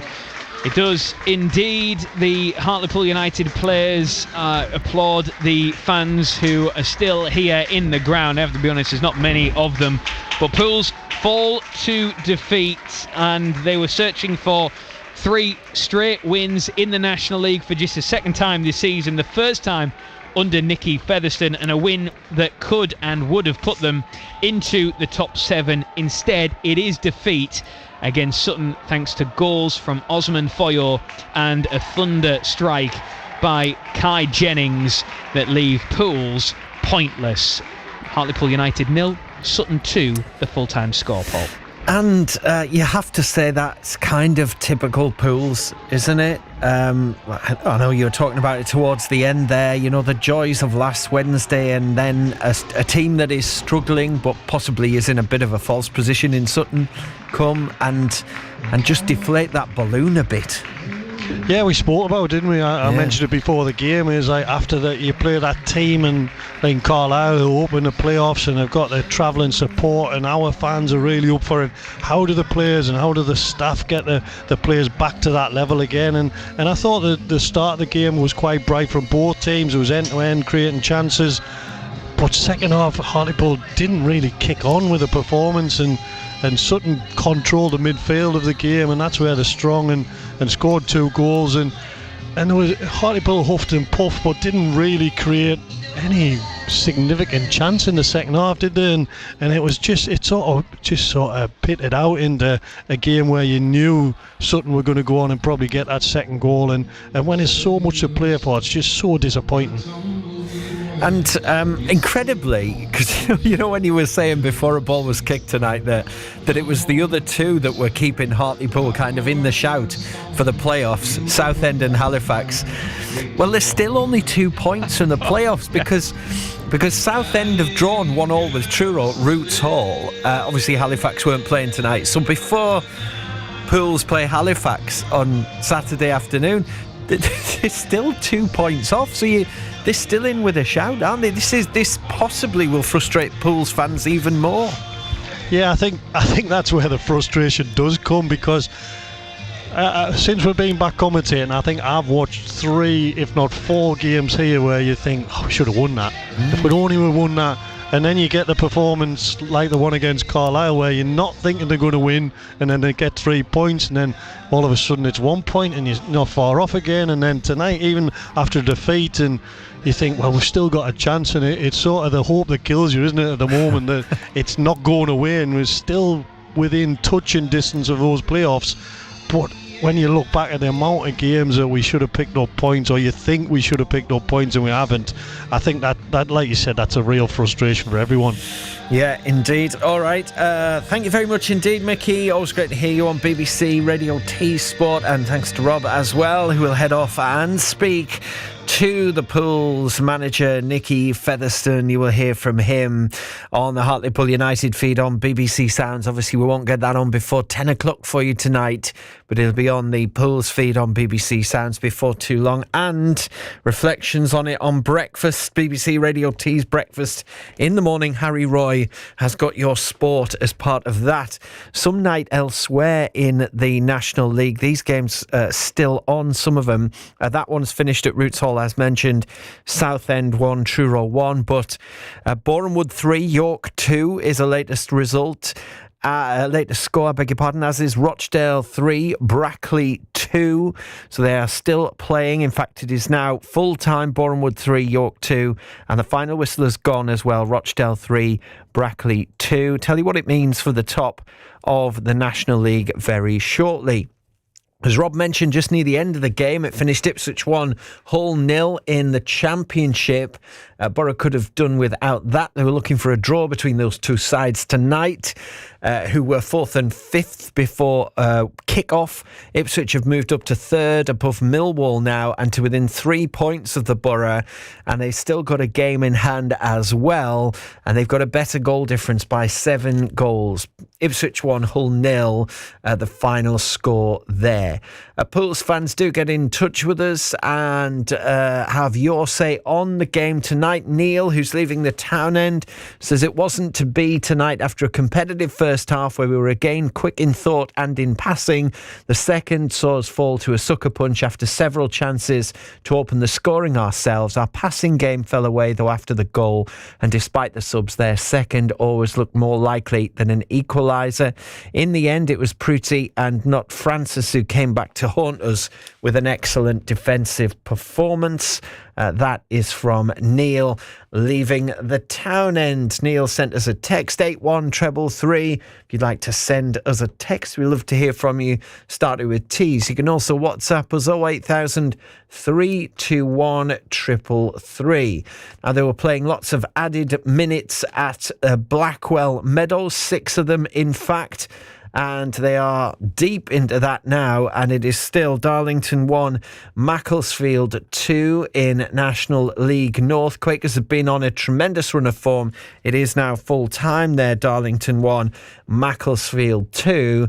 So defeat for Darlington, their first defeat in a while. In fact, their first defeat in 4 games. Won their previous 3 had the Quakers, losing out to Macclesfield tonight, but they stay Joel in the Mitchell, BBC. All of the placings in the league for you in the National League and National League North, what it means for Pools and the Quakers. And we'll do all of that next. Gary Phillipson. Weekday mornings from 10. 30,000 people, it's estimated, will be making their way to the Riverside to watch the mighty Borough. If you're called Gary, yodel like you're on the top of Eston Nab. Yeah, that's a good yodel, that, Gus. Can I just say, you win the best name of the day competition? I've been called Western Gary before.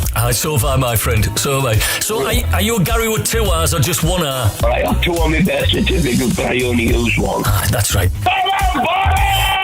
Gary there, I think he's happy, isn't he? Up the Borough. Gary Phillipson. Weekday mornings from 10. BBC Radio Tees. Proud to follow Hartlepool United. BBC Radio Tees Sport.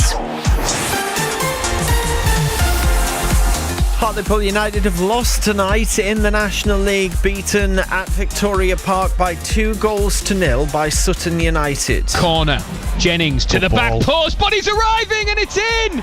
Sutton United have the lead, and the goal scorer, Osman Foyo, with his first goal for the U's. Pools had a prior warning. The corner to the back post caused danger, rinse and repeat. Sutton put it in exactly the same place. This time, Foyo is on hand to guide it past Nick Hayes and to give the visitors the lead. It's Pools 0, it's Sutton 1.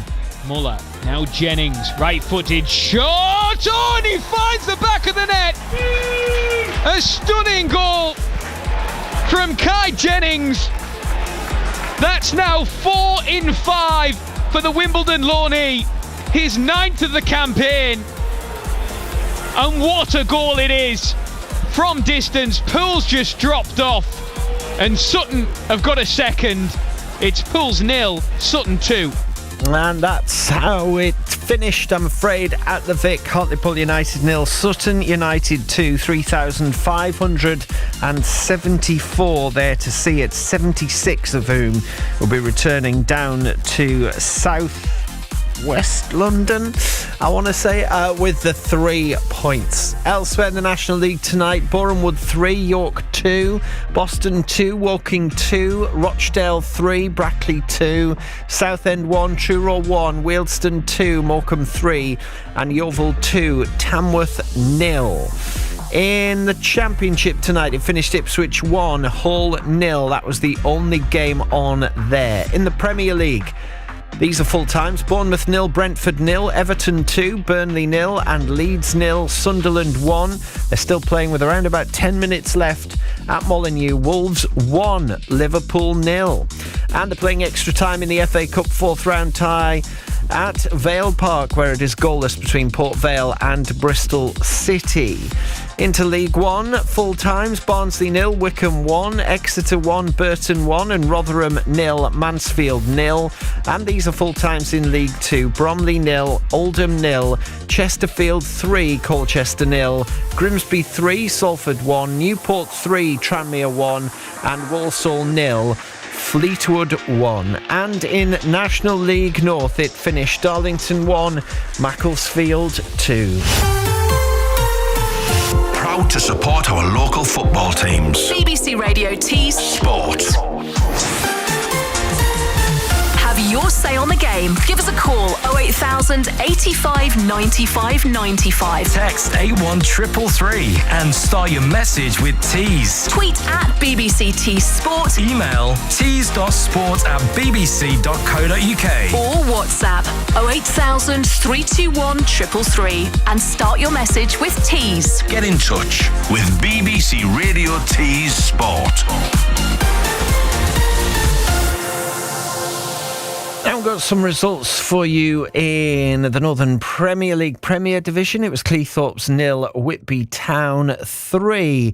And in the Northern Premier League East, Heaton Stannington 0, Redcar Athletic 4 and Matlock 7, Newton Aycliffe 2. Division 1 of the Northern League, Crook 1, Whitley Bay 2, Newcastle Benfield 1, Mask 1, Newcastle Blue Star 2, Easington 0 and West Auckland 1, Borough Rangers 1.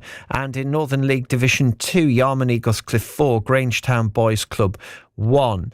Let's do some tables then. We're going to get a full time very shortly from Darlington's game against Macclesfield, which they lost by 2-1.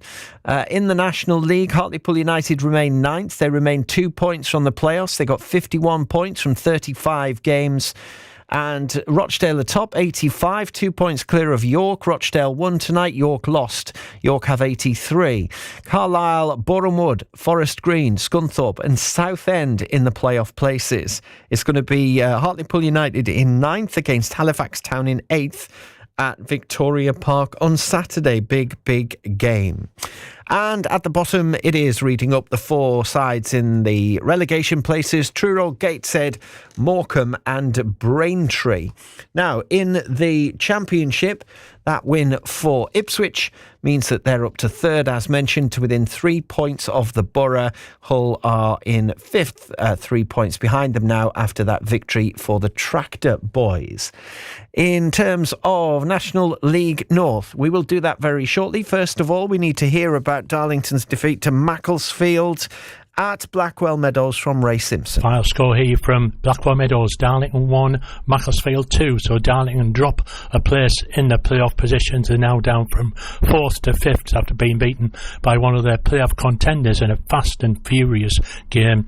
Macclesfield got a penalty on 5 minutes. Tom Tweedy tripped Luke Matheson, but Darlington keeper Rory Watson went full length to his right to push away the spot kick from Luke Duffy. Quakers battled away, and Macclesfield all thought they should have had another penalty on 12 minutes when James Gale went down when he was challenged by Scott Barrow, but the referee waved their appeals away. Quakers nearly scored on 15 minutes when Will McGowan won the ball on the edge of the area and set up Cedric Main, whose clever lob beat Rogan Ravenhill but came back off the crossbar. After Kay put a good chance wide from a right wing cross, Macclesfield took the lead on 37 minutes when Gale found space outside the area to hit a right foot shot to beat Rory Watson at the left hand post. Quakers nearly levelled. Barrow crossed on the left for Cedric Main to fire across the face of goal. Quakers started the second half well after McGowan had a shot blocked. They equalised on 56 minutes when sub Callum Griffiths crossed perfectly from the right for Jack Maskell to sneak in and touch the ball past the keeper. But within 2 minutes, Macclesfield regained the lead when Sam Heathcourt's shot was deflected into the path of Gale, who beat Watson with a left foot shot. Quakers pushed everybody forward. Griffiths crossed deep from right for Maskell, who couldn't get his header on target from a few yards out. On 78 minutes, Ravenhill came out of his area to clear the ball, but straight to Maskell, who lobbed the ball back towards goal, but unfortunately just past the left upright. And in the closer minutes, Lees had a looping header blocked, and Rutledge just failed to get on the end of a low cross from McGowan.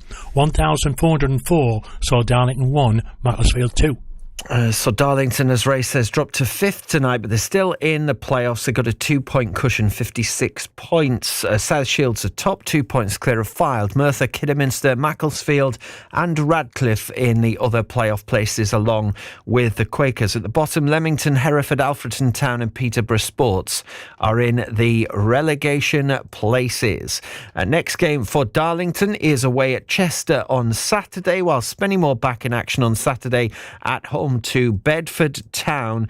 We'll have news of how they get on during the Pools Halifax commentary on Saturday afternoon, which is the centrepiece of BBC Radio T's Sport, with Matty Nixon. Do join him for that. Reminder, Pools still 2 points in the playoff places.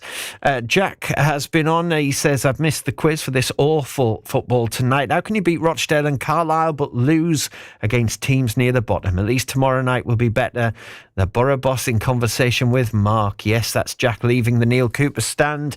Kim Helberg, the Borough head coach, is on tomorrow night's BBC Radio T Sport in conversation with Mark Drury between 6 and 7. One not to be missed. Borough fans, join us for that. As mentioned, reaction to tonight's game on our BBC Sounds Hartlepool United feed in the fullness of time, and reaction on tomorrow morning's BBC Radio T's breakfast from 6. Becky Want with the Late Shows on the way next. Good night. On the BBC Sounds app, on your smart speaker, Play BBC Radio Tees. and on your radio. The sound of where we live is BBC Radio Tees.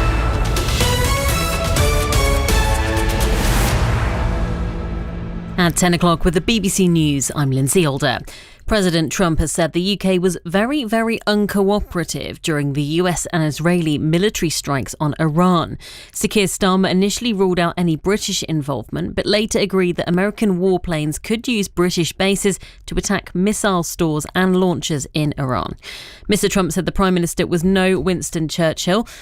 Our political correspondent Ben Wright says the comments are proof of a fractured relationship between London and Washington. I thought it was interesting how President Trump delivered those remarks. I mean, they were planned, I thought. That wasn't really off the cuff. He wanted to say that and make an unfavourable comparison with Winston Churchill. Will they have been surprising to people in Downing Street? Perhaps not, but it's a pretty brutal sort of drive by the US president. British Airways has scheduled a flight to get passengers stranded in the Middle East to London. Those who can make it to Muscat in Oman will be flown back on Thursday. There's going to be a government-organised repatriation flight from there too. A handful of commercial flights are already bringing Brits back to the UK. Charlotte Nicklin was visiting a friend in Dubai and landed today. I feel so relieved. Honestly, I feel so pleased. I said I need to just have a chill and probably won't go on a flight for a while. Just have a little bit of a break. Yeah, I'm really pleased to be back. Elsewhere today, a man in his 20s has died after a stabbing outside a primary school. It happened in Birmingham earlier today, with a woman also hurt. A 32-year-old man has been arrested. A jury's been told a former police officer accused of misconduct in a public office sent inappropriate selfies from a murder scene. Ryan Connolly is accused of sending pictures, which also included people he encountered on duty who were vulnerable or drunk, on WhatsApp whilst working for the Merseyside Force.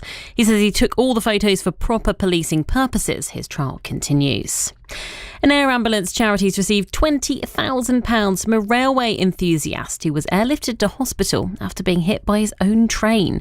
Richard Perriam was enjoying his large-scale model railway at his home in Warwickshire in 2011 when it veered off the track and fell on top of him. After being treated by the air ambulance, he's left them a gift in his will. And a sinkhole at a golf course has led to a discovery of a wine cellar that's more than a century old. Davyholme Park Golf Club in Greater Manchester believes it was part of a manor house that once stood on what is now the 13th hole. Deputy Head Greenkeeper Steve Hopkins helped find it. As we dug deeper, the chasm underneath just opened up. And we then noticed a slight brick structure, climbed into the hole that we dug with a torch and looked into this, obviously this wine cellar that has been buried for, we think, 100 years plus. Well, you can find more stories like this on the BBC News website or app. You're up to date. It is 3 minutes past.